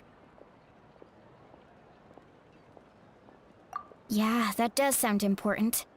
No worries. Just leave the Children of Echoes to us. Who knows? Maybe yours truly will have the Abyss on the run by the time you're finished. That would be pretty great, actually. I hope my tribe gets through okay. It'll be fine. Your tribe doesn't do all that bodybuilding for nothing. Let's part ways here for now. And most importantly, be careful, everyone. Oh, and some of us need to avoid getting contaminated by dangerous-looking substances. That will make my job a lot easier. Koichi, do we really have to do this now? It's alright. She's just looking out for everyone. Alright, let's hurry up and talk to the Pyro Archon so we can help the others.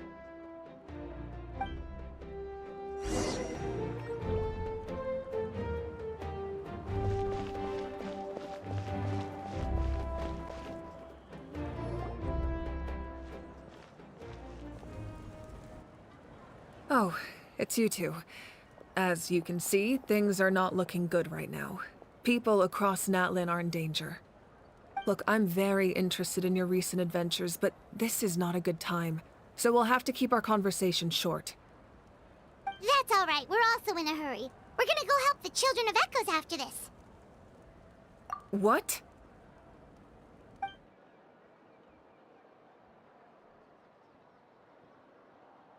So he thinks my plan is too risky. He thinks I'm being stubborn. I shouldn't underestimate the Fatui's ability to gather intelligence. The Gnosis does have that function, but there's more to the story. I will answer you honestly, but you must help me keep this a secret. I can use the power of the Gnosis to save Natlan, but it comes at a heavy price. The Gnosis would drain all the souls and memories from the Night Kingdom and weave them into a giant net, which would surround the ley lines and protect them against abyssal corrosion. Wait, you can use souls to weave a net? But does that mean... Yes. It means sacrificing those souls in the process. Souls are just another form of life. The cruelty of this method is self-evident.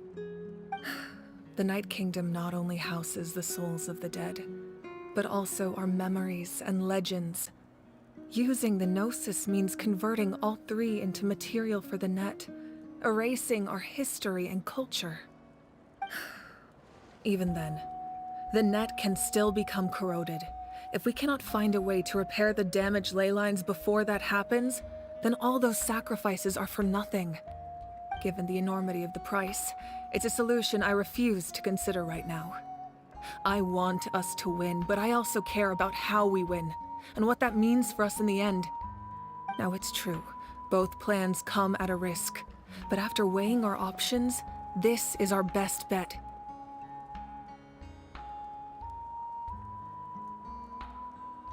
Natlan is unique among the nations of Teyvat. Given the ever-looming threat of the Abyss, the Pyro Archons had to account for the worst-case scenario. Having a contingency plan is our duty, not just to the people of Natlan, but to all who live on this continent. Still, this has always been a well-kept secret. I'm very curious how the captain learned this information. Oh, one more thing? The captain said he found another way to solve the problem. Could be equally as extreme, though. Without the Gnosis, he should have no other option. But I see no reason for him to lie. Seems like our only path forward is to track him down, so he can answer that question for us.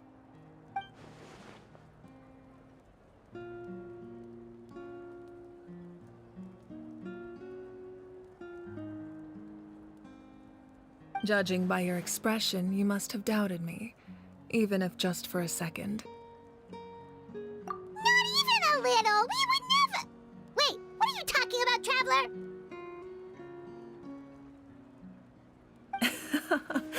Just as expected. I appreciate your sincerity. Maybe it was out of caution, anxiety, or simple curiosity, but know this. No matter what, our goal remains the same. We both want to save the people of this land. So now that you have your answer, do you still doubt me?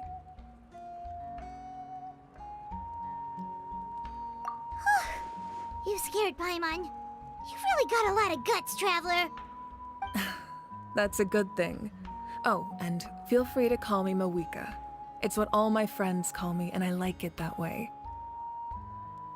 As for the captain, the intelligence officers we assigned to the Fatui should be back soon. We'll get our answer then. That's great! Sounds like we just have to wait a little longer.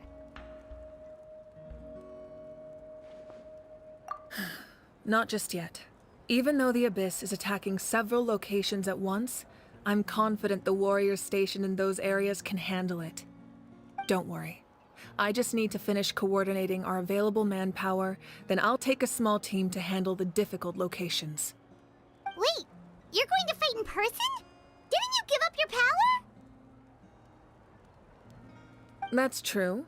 I'm far less powerful than a god in my current state. But don't forget, I was an experienced and powerful warrior before I ever became the Pyro Archon. No matter how you look at it, my duty is on the front lines.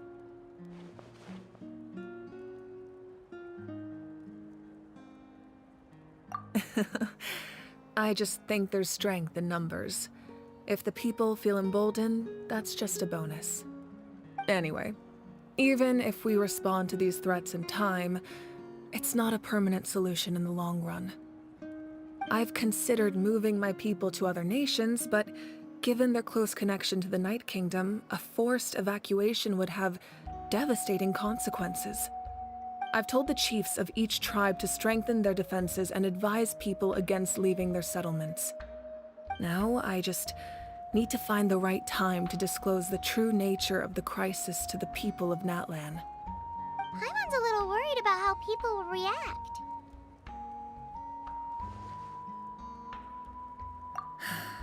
Yes, but that won't be the only response. In any case, that's for me to worry about. I'll let you know when we have more information on the captain. All right, we should head out. Maybe we can join up with Moani. She can't be too far ahead. No need to worry about me.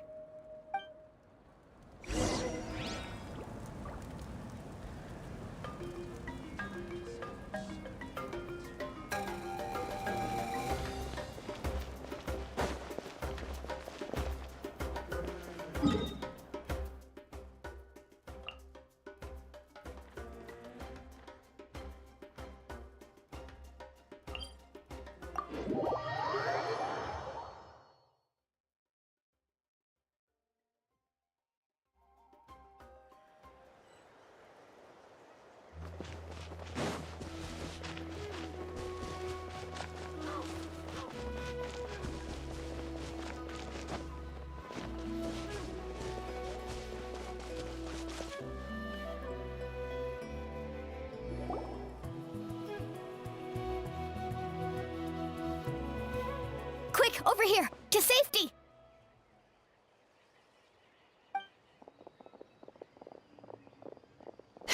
Kachina, how many people do you have left?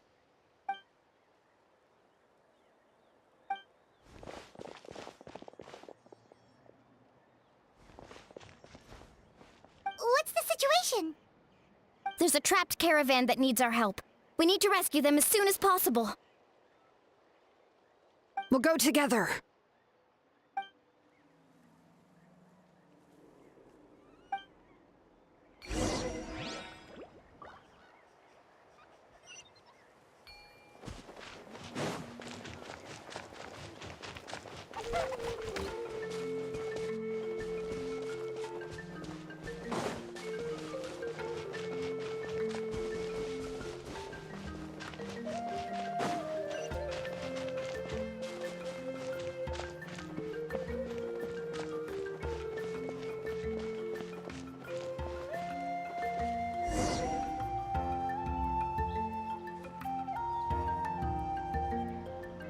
Stay safe.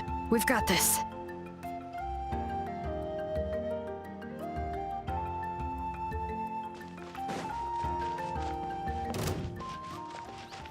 Hear the echoes of the valley!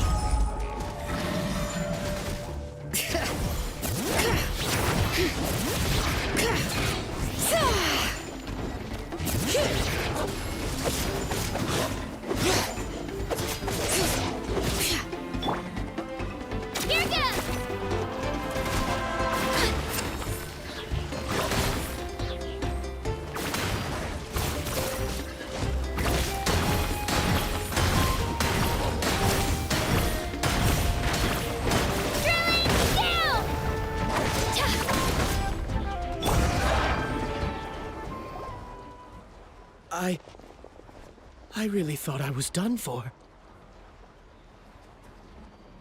I can't thank you enough. Don't worry about it. We're just glad you're okay. Let's see. Your goods look fine too. Guess the Abyss isn't after Mora. That should be the last abyssal pylon near the Children of Echoes.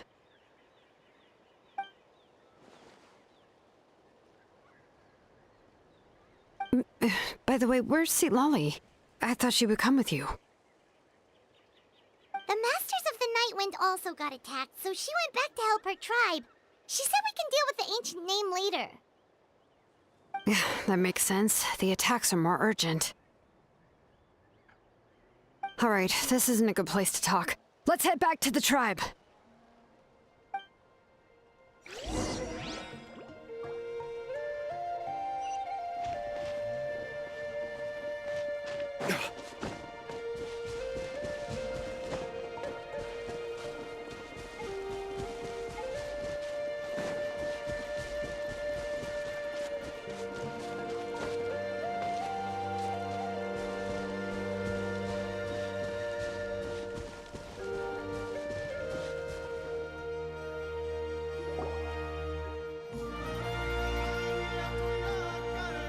Looks like a few people were hurt after all. Oh, I should have got here sooner.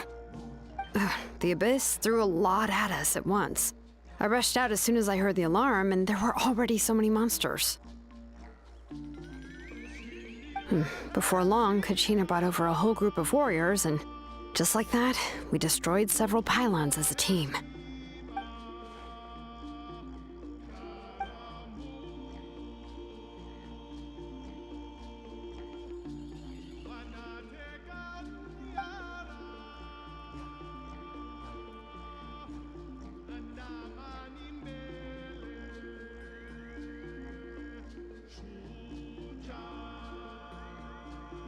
You mean the situation in the Night Kingdom, right? Yeah, I feel the same way. We've managed to keep it a secret all this time, but more and more people are realizing something's wrong. It's impossible not to feel anxious when things are getting worse by the second, and all we can do is wait. That just means we need to buy the Pyro Archon more time. Keep pushing, everyone. Every battle is worth something. You really are an eternal optimist, Mualani. You always find a way to cheer people up. Why, thank you. I guess it's one of my better qualities.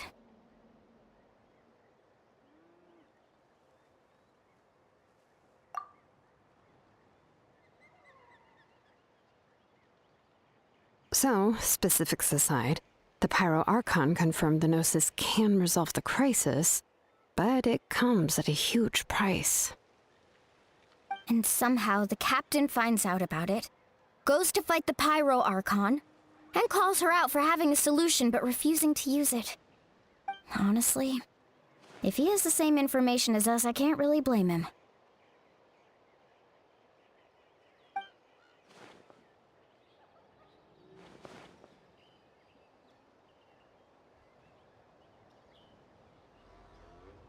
We talked to Moika before we left the stadium.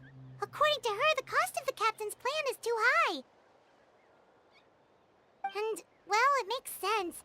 If that was truly the better choice, she would have picked it. Yeah, I trust the Pyro Archon. When I was upset about Kachina's disappearance, she was really sincere and patient with me. Plus, she burned down all those precious mementos for Kachina. She's already proven how much she values even a single person's life. When it comes to Natlan's survival, there's no way she would hold back. I agree. Maybe the captain weighed the costs and came to his own conclusion, but I'm sure we have different priorities. Life is important, but so are history and memory.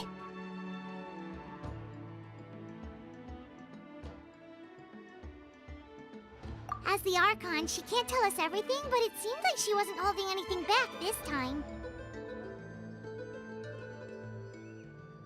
The next question is, if the captain found a new way to save Natlan, how come the Pyro Archon has never heard of it?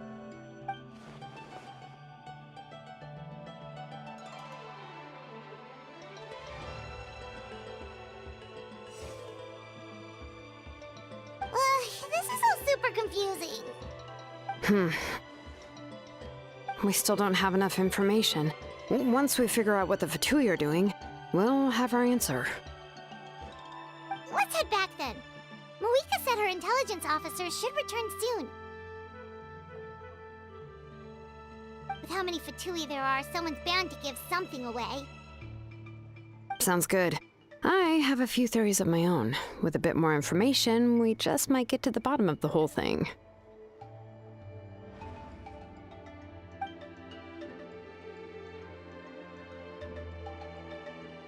I was just about to ask. Count me in.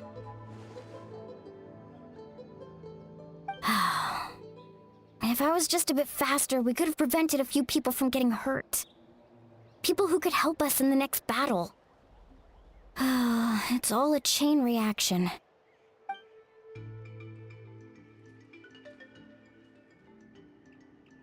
Register? Nah. I'll just follow you around. You know, go where you go, do what you do.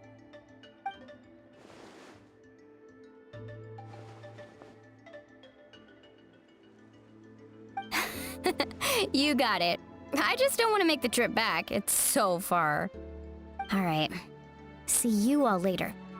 Let's get together and celebrate once this is over. Oh, you betcha!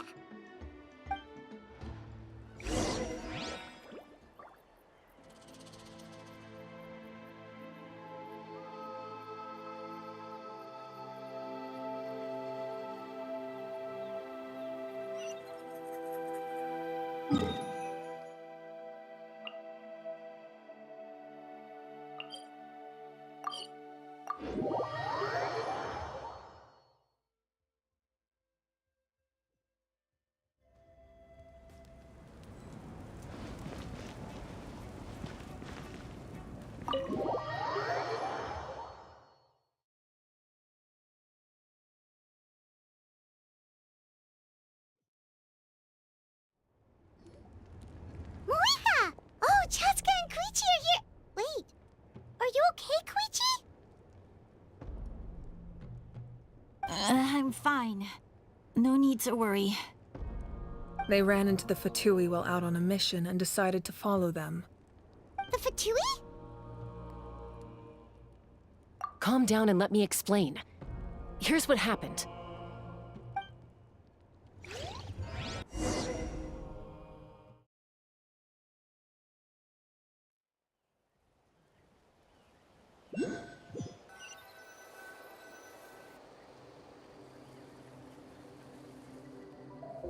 Watch out. It's the Fatui. Were they attacked by the Abyss? No, wait. It looks like they're protecting a group of travelers. Over there. Do you see? You're right. That's a traveling group from Natlan. Could they be trading for something? Let's keep observing for now. We're glad you're okay. Given the appearance of abyss monsters all over Natlan, you should cancel your journey and seek shelter at the stadium or one of the tribes. Thank you so much. I wish there was something we could give you. We don't expect anything in return. We were out on a mission and saw you being attacked. It was our decision to help. If you truly wish to repay the favor, you can keep this a secret. If anyone asks, just say you were saved by warriors from Natlan. Oh, okay. We can do that. But... We're not asking you to cover up our activities. We haven't done anything illegal. Our captain simply wishes to remain undisturbed. Nonetheless, the decision remains yours. If we wanted to keep you quiet, we would have employed a harsher method. Got it. We'll get going now. Did you hear that? They mentioned a captain. Isn't that who the Pyro Archon is looking for? Exactly. We could be onto something big. Still, there was no trade. They were just helping people in need. I didn't sense an ulterior motive. I didn't believe the captain when he said he wanted to save Natlan. But based on what we just saw, it's possible he was telling the truth. Maybe we've been wrong about the Fatui this whole time. It's too early to say. Let's follow them and see what's really going on.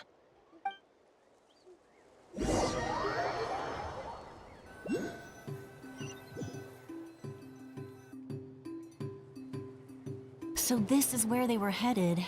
Looks tricky. It's heavily guarded on all sides.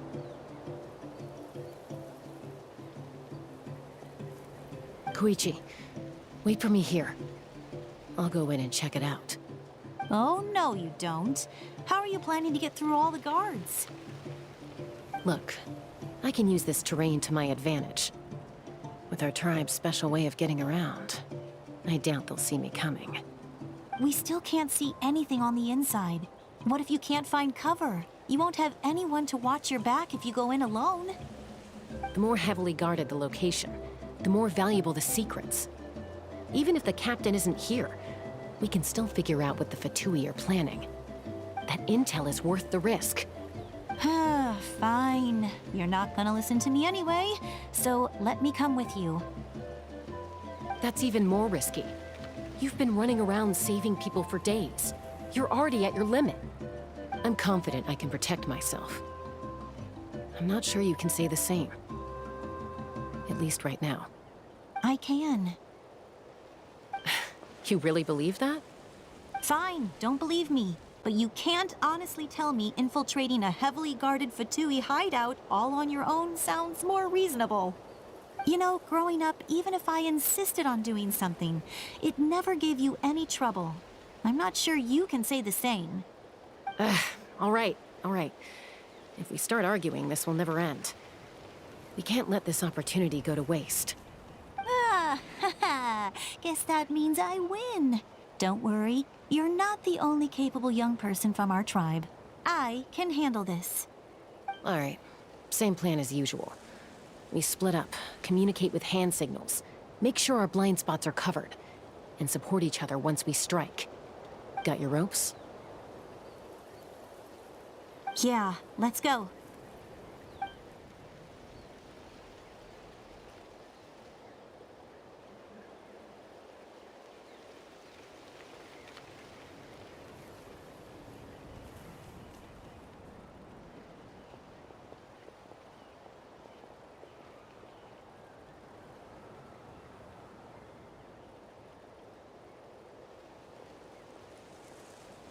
The Fatui have eyes all over this place. I should wait for Koichi's signal.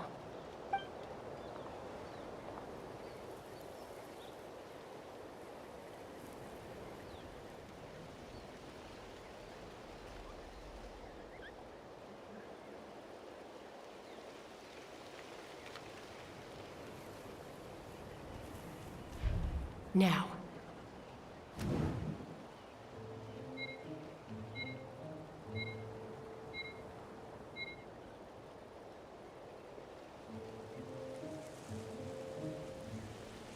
Missed my chance.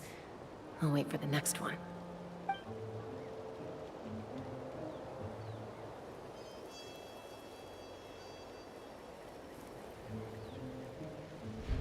Now.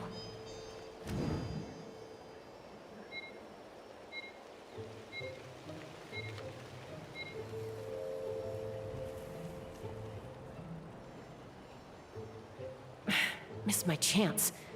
I'll wait for the next one.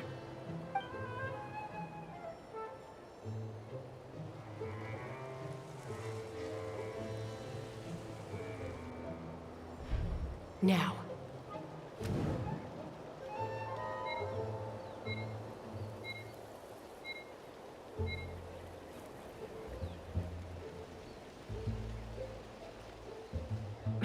Missed my chance. I'll wait for the next one.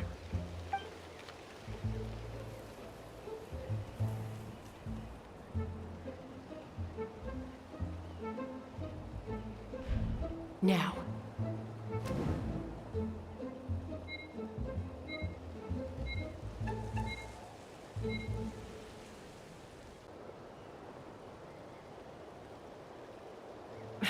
Missed my chance. I'll wait for the next one.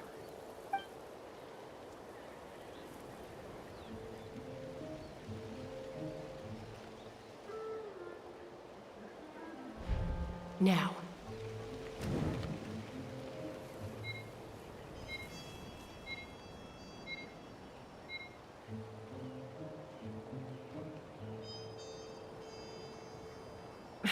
Missed my chance.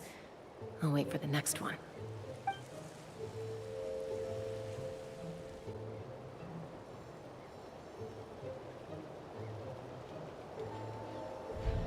Now.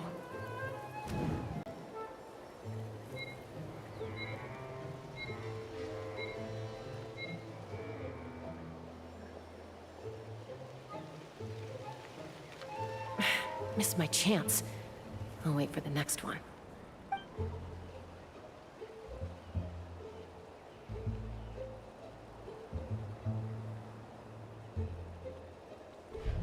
Now.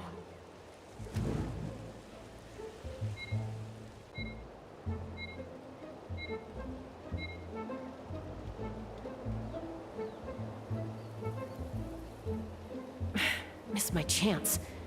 I'll wait for the next one.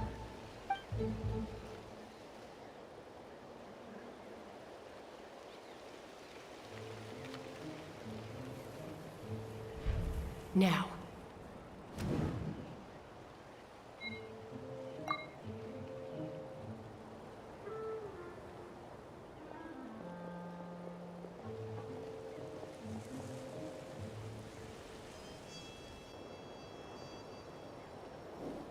Not sure how many chances I'm gonna get.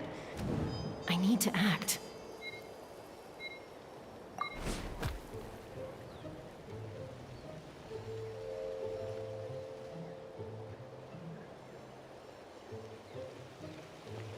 Good. I made it without getting caught. I should get to that platform over there. But it's guarded by the Fatui. Koichi should have line of sight. I'll wait for her signal.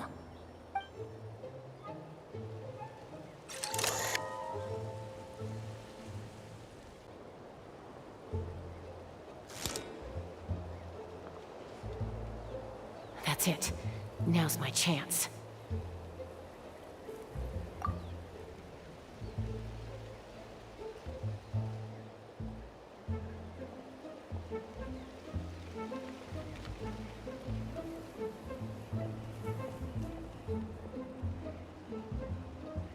It's no use staying in one place.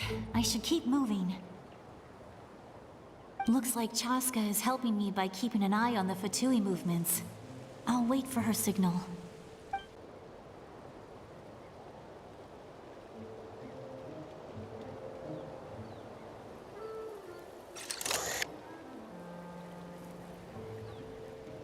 Time to move.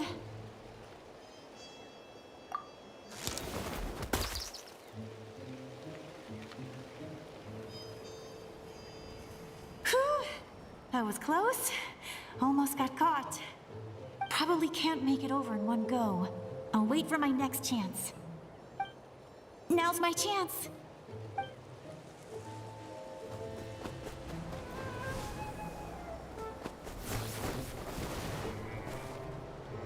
I made it! That'll show my sister. Let's see. The Fatui's occupying all the best locations. If we could just get past them somehow. Wait! I've got it!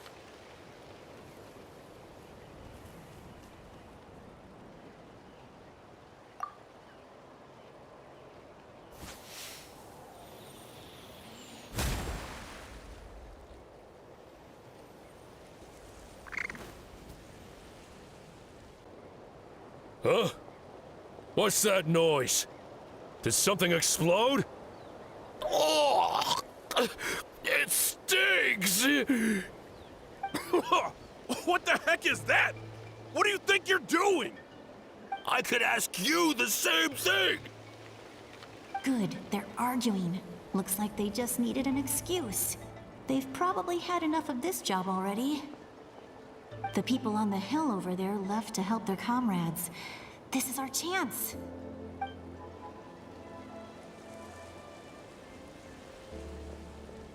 Come get me, Chaska. I hope she gets this hand signal. That's Koichi's signal. Smart idea. All right, time to move. Give me your hand, quick. Coming!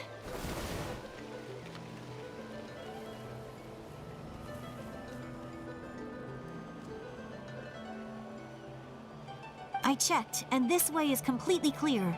It should lead us to the deepest part of this place.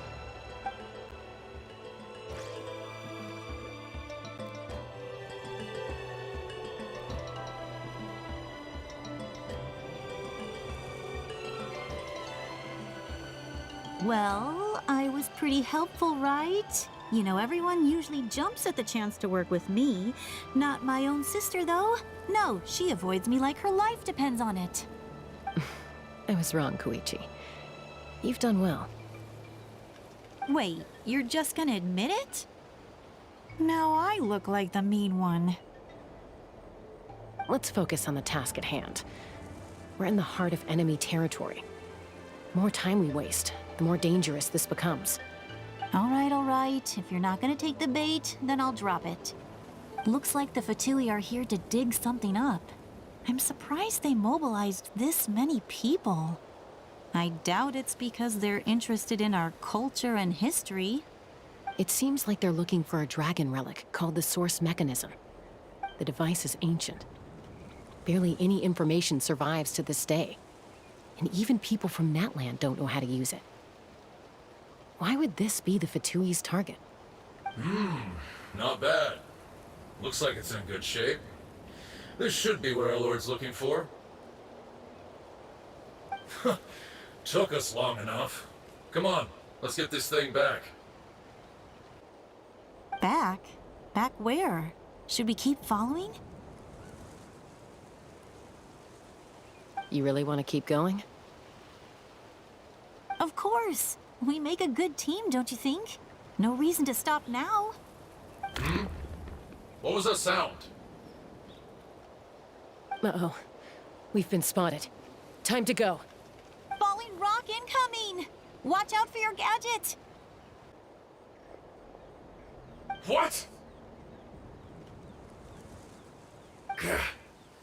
You'll regret that! After them!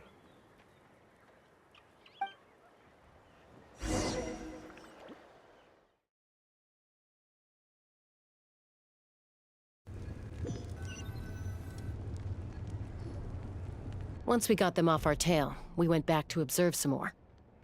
They'd collected several identical pieces of something. It looked like they were waiting, though. So we decided to come back. So, Koichi got injured trying to get them off your tail? She pushed herself too hard and collapsed on the way back to the stadium. Well, I didn't cause you any trouble while we were fighting, right? So my perfect record remains. You've done very well. I could make a comment on knowing your limits, but it's not my place. I know. I'm already reflecting on my actions. So, our current intel suggests the Fatui is after the source mechanism. The device is a complete mystery, even to us. What does the captain want with it? I have no idea. But it's safe to assume the device could serve a similar purpose to the Gnosis. Shilonen, I need you to gather every scholar in Natland familiar with the secret source. I'll get right on it. Thank you both for your hard work. Koichi, it's time for you to get some rest. Oh, and there are gifts from your patients waiting at the speaker's chamber. I've prepared a small gift of my own as a token of gratitude. I'll send it to your home along with the others. My patience. That's so nice of them. Guess that means I'm doing something right. You don't need to give us anything, Archon. We were just doing our duty for Natland. I should take Koichi home now. Well, if Koichi doesn't want her favorite Saurus crackers, then... I accept. Thank you, Archon. What am I gonna do with you? There's some for the rest of you as well. They're one of my favorites too, so don't be shy. I'll start investigating the source mechanism right away. If I learn anything, you'll be the first to know. Yummy snacks!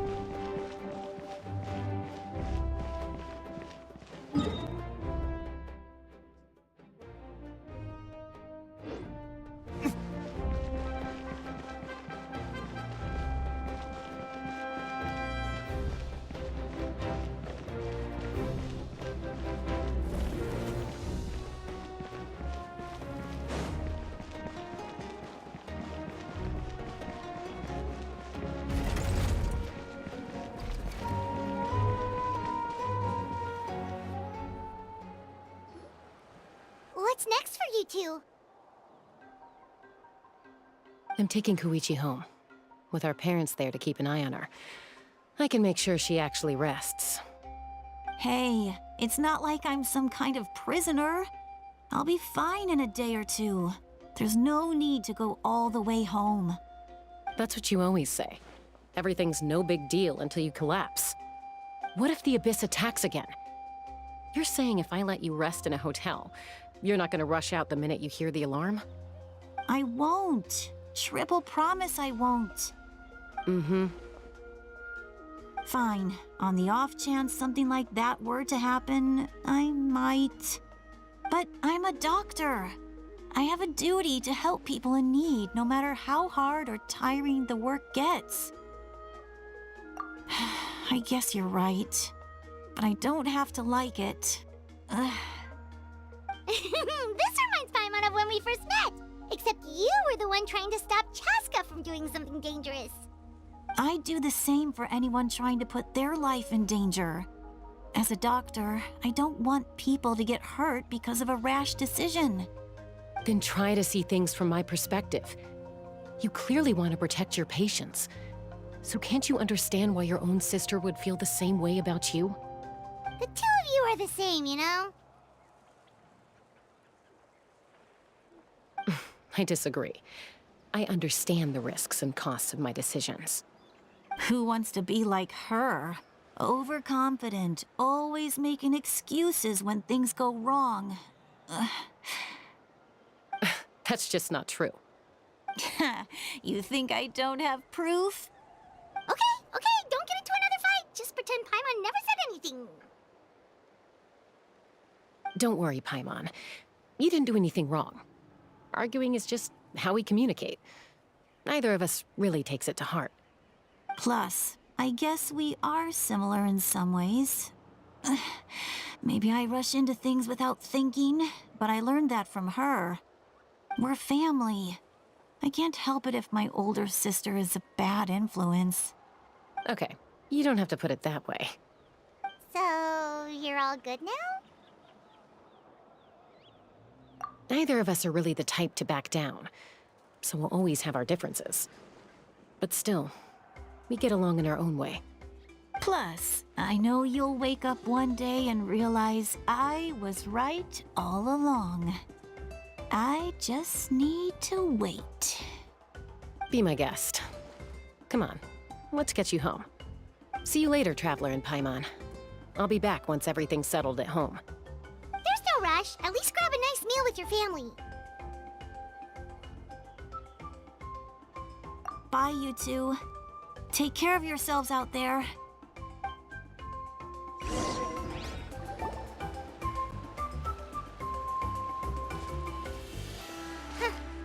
Those two will probably make up for real at some point, right? Well, we've learned a lot. Let's go over everything that we know so far.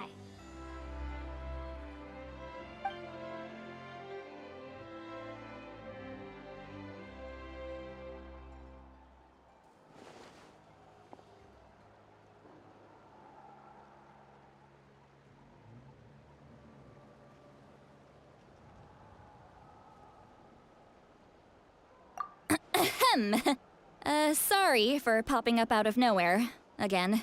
Why do you look so awkward? Oh, is there something you need from us? Okay, I won't beat around the bush.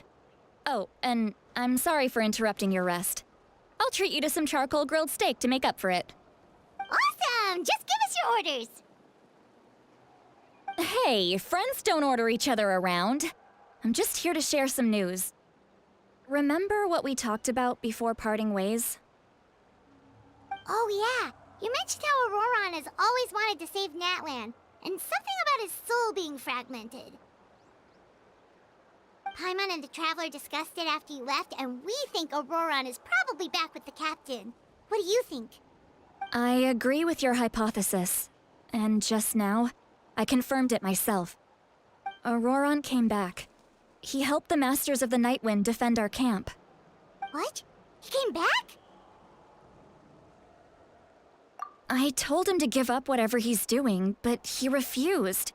He said they're just one step away from success, so there's no way he can back out now. Apparently, he came back to fulfill his duty to our tribe.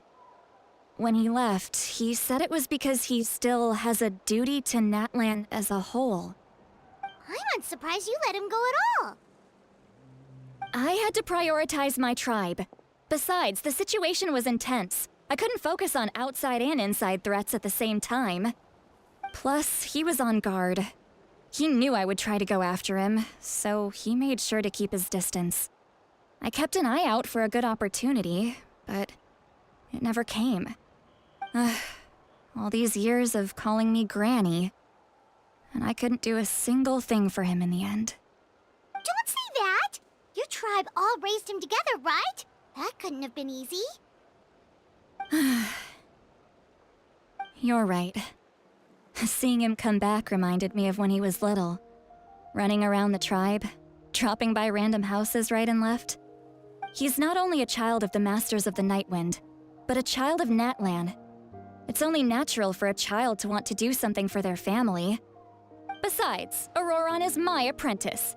He might have a few tricks up his sleeve, but I guarantee I know every single one. Wait, what are you saying? Look. Remember how I said Auroron's soul is fragmented? This is the talisman I created to keep it stable. And this gem is what makes the talisman work. It just so happens that Auroron is due for a gem replacement. Since I can't get close to him, I put the new gem in a supply bag and asked Aoife to bring it to him. You guys know Aoife, right? No? Well, he's a pretty famous vet around these parts. He's always bringing me all sorts of things, and he happens to be very good friends with Auroron. Aoife doesn't know what's going on, so he agreed, no questions asked. Auroron would find the gem as soon as he opened the bag. He knows how important it is, so I knew he would make the switch. He probably suspected that I tampered with it. But here's the catch. The trick is on the bag. The moment he touched it, a portion of his memories were copied onto the old gem, which he no longer needed. That's amazing. You can do something like that? Most people can't, but I can. That trick he used to bring you to the Night Kingdom isn't anything special, by the way. My technique is much more subtle. He won't notice anything. So in other words, we have a whole backup of Auroron's memories in this gem. The kid thinks he can take me on? Like I wasn't the one who taught him everything he knows? That's amazing, Seat Lolly. Let's take a look right away. Once we get to the bottom of this, we can finally track him down.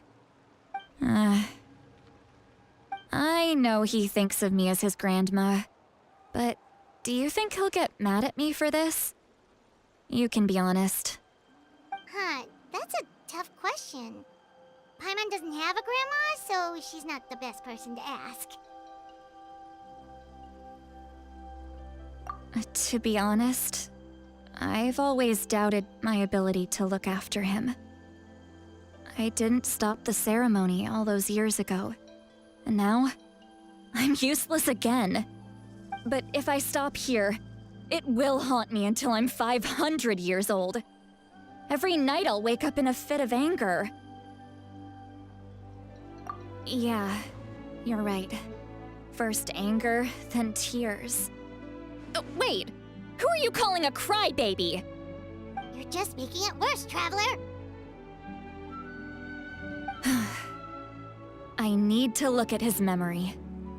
Even if he resents me, refuses to see me, or runs away for good, I don't care, and I won't blame him. A family does whatever it takes to protect their own. You sure you'll be okay? We can come with you if you want. Did you just say you'll come with me? Is that okay? We have a pretty good reason to see it too, don't we? Because, right, we need leads on the Fatui. You really mean it? Fine, you can come. Just promise me you'll see this through. No backing out. Got it? Don't worry, we're professional adventurers. Then I place my trust in your professionalism.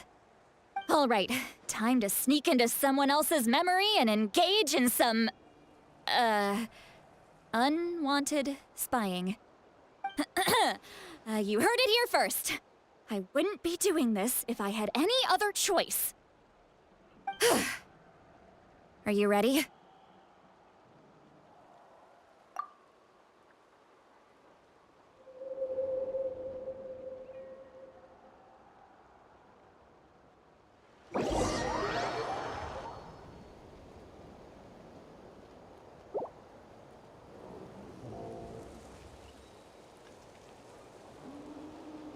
Look how good you're doing.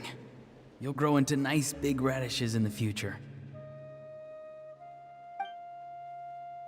And you? Aoife says you're taking up too much space, but I think you're a good tree. What do you think?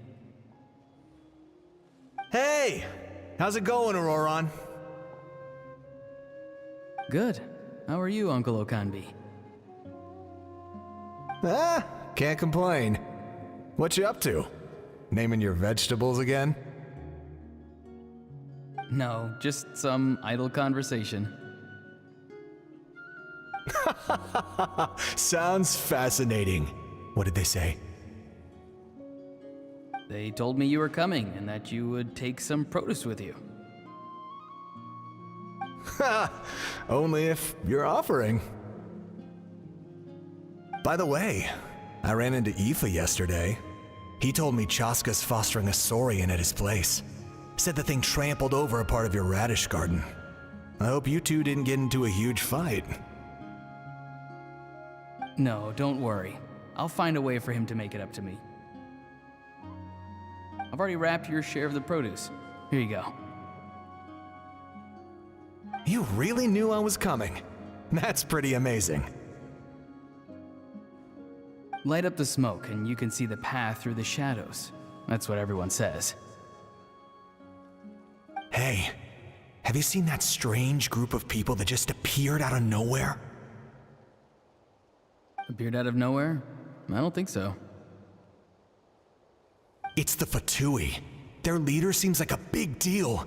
He didn't bring many men with him, but they're all elite warriors. It seems like they're looking for someone, but I wouldn't go around asking too many questions. If you run into them, be careful.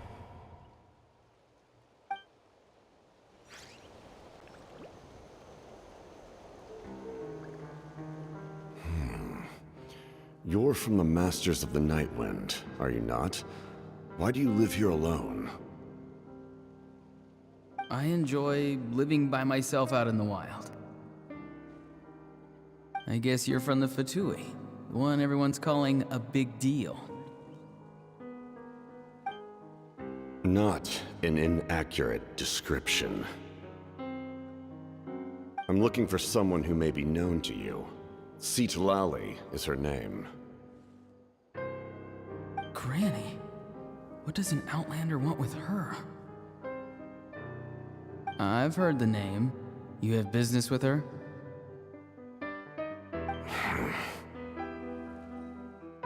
There's no point to further questioning if you insist on hiding things from me. I shall seek answers elsewhere. Oh, he could tell I was lying and now he's leaving? He gave up just like that? Hey! At least tell me why you're looking for Citlali. It's none of your concern. I have my own means of tracking her down. Why are the Fatui looking for her? What does she have to do with them? I can't just let them go like this. I have to figure out what they're planning.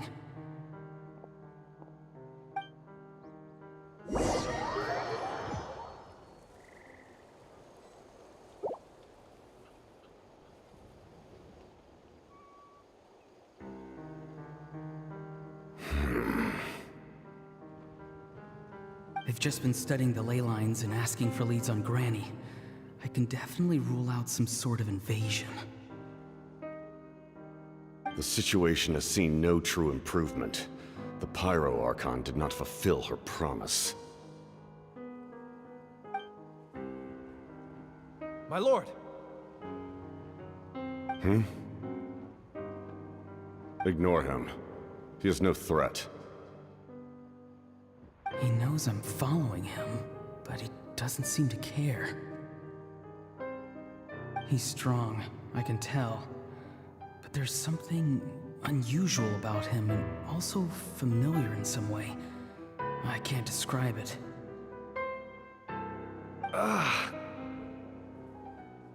What is it?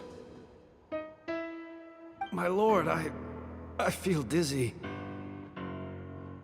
A ley line disturbance. Certain presences have been forced to wander outside their rightful realm.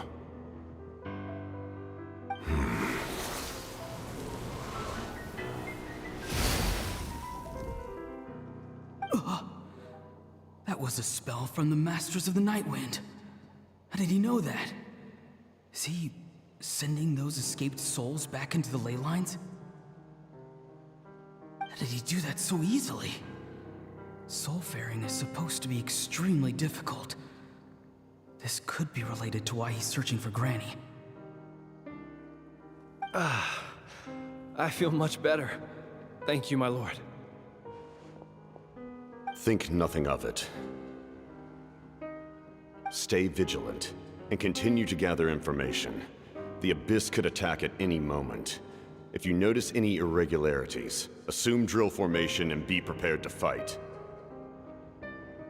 However, there's no reason to over-engage. Information is our first priority. Yes, sir. Why are the Fatui fighting against the Abyss? Do they really mean us no harm?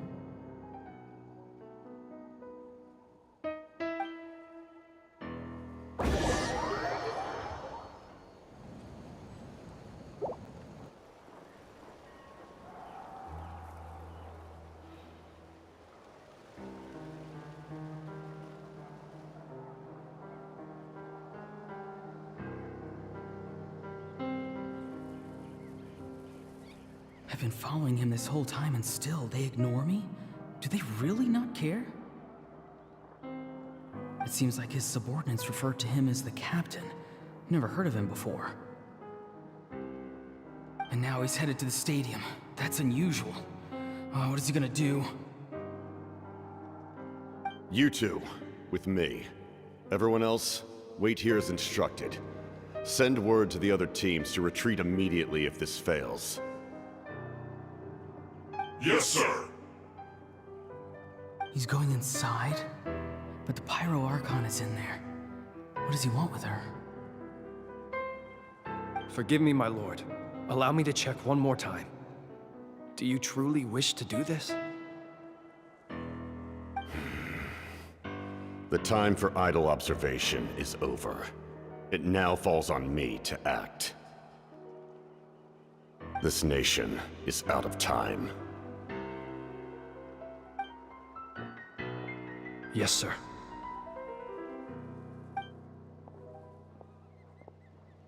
He just walked straight into the stadium. What is he gonna do?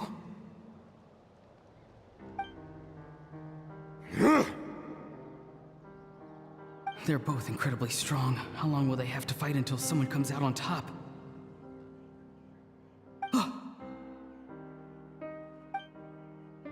Wait, this feeling. Just like the other day near the ley lines, it's faint, like a soul's trying to escape. Where is it coming from? Is that why he's looking for Granny? If he dies here, then all clues will be lost. I can't let that happen.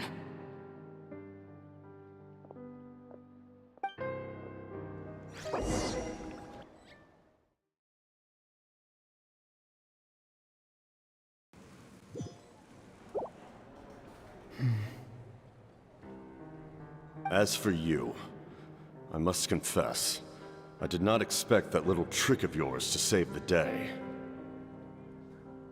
No matter how dense the fog, as long as the sun remains, we cannot turn day into night. She could have dispelled it. She simply chose not to. you don't have much time. And you're injured on top of that. What do you plan to do next? I'm beginning to see just how useful you may turn out to be.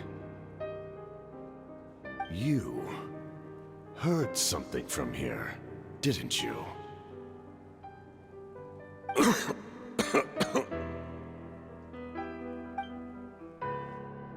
No need to force yourself. I've never seen anyone match the Pyro Archon in battle before. I didn't expect you to intervene at such a critical moment. You know I've been following you. Why didn't you stop me? When walking in the forest, it is only natural to encounter wild beasts. However, not every beast has the courage to come out and bite.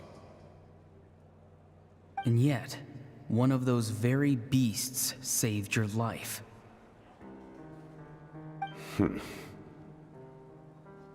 Then speak. What do you want? I didn't save you because I wanted something. My soul is more perceptive than others. I can sense that the ley lines are extremely weak. I don't know what the Pyro Archon is planning. Can she really save us? The questions you asked her just now, well, I've had very similar doubts. So I felt like I had to help you.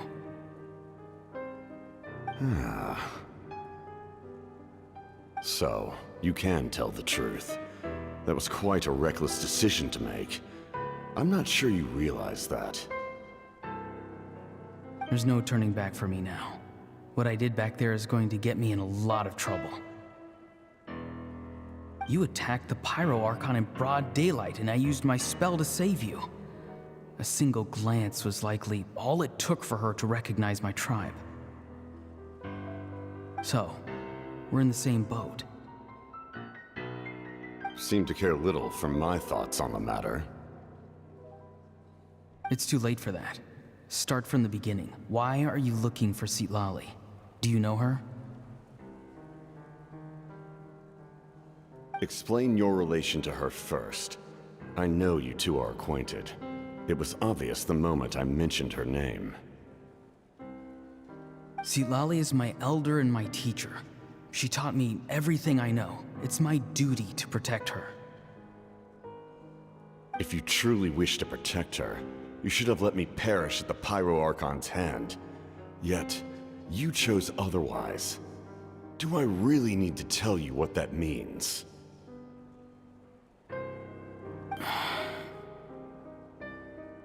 I want to do something to change Natlan for the better. Something I can accomplish with my own two hands. You're stranger than anyone I've ever met. But maybe, just maybe, you can show me the way. Strange? Citlali is said to be the legendary Granny Eastli, someone capable of communicating with the Wyab, and the Wyab are the key to information on the Night Kingdom. Why do you need knowledge on the Night Kingdom?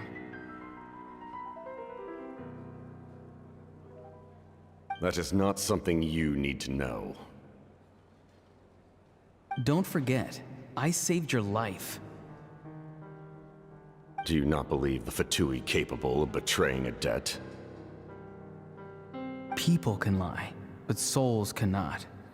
I can tell there's a weight to your soul, a sense of justice. You may not live among your tribe, but you certainly know their tricks. I apologize for my rash judgment. You are more capable than I imagined. Let's go. We'll see if you have what it takes to join my plan.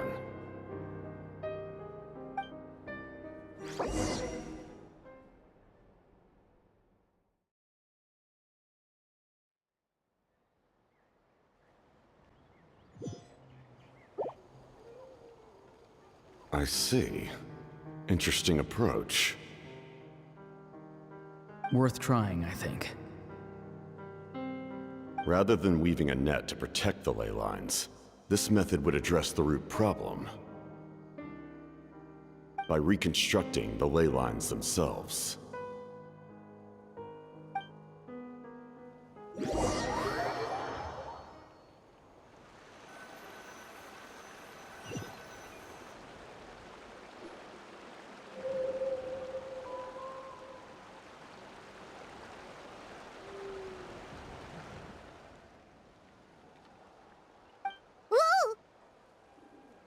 Traveler, Paimon.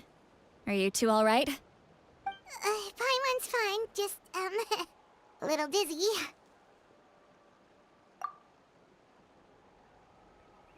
Of course. I'm so mad at him. After everything, he still can't let go of the past. For some reason, he thinks he owes something to the people who cared for him. Stubborn, self-righteous fool. Where's that gonna get him? Now that he's all grown up, he thinks no one can tell him what to do? He thinks he can just run away whenever he wants. I'll show him. If he tries to run one more time, he's got another thing coming. Maybe stubbornness runs in the family. Like grandmother, like grandson, as they say. Is that supposed to be a compliment? Huh, that kid's got nothing on me. Anyway, back to what we just saw. I don't even know what to make of it. Yeah, the captain seriously wants to reconstruct the ley lines?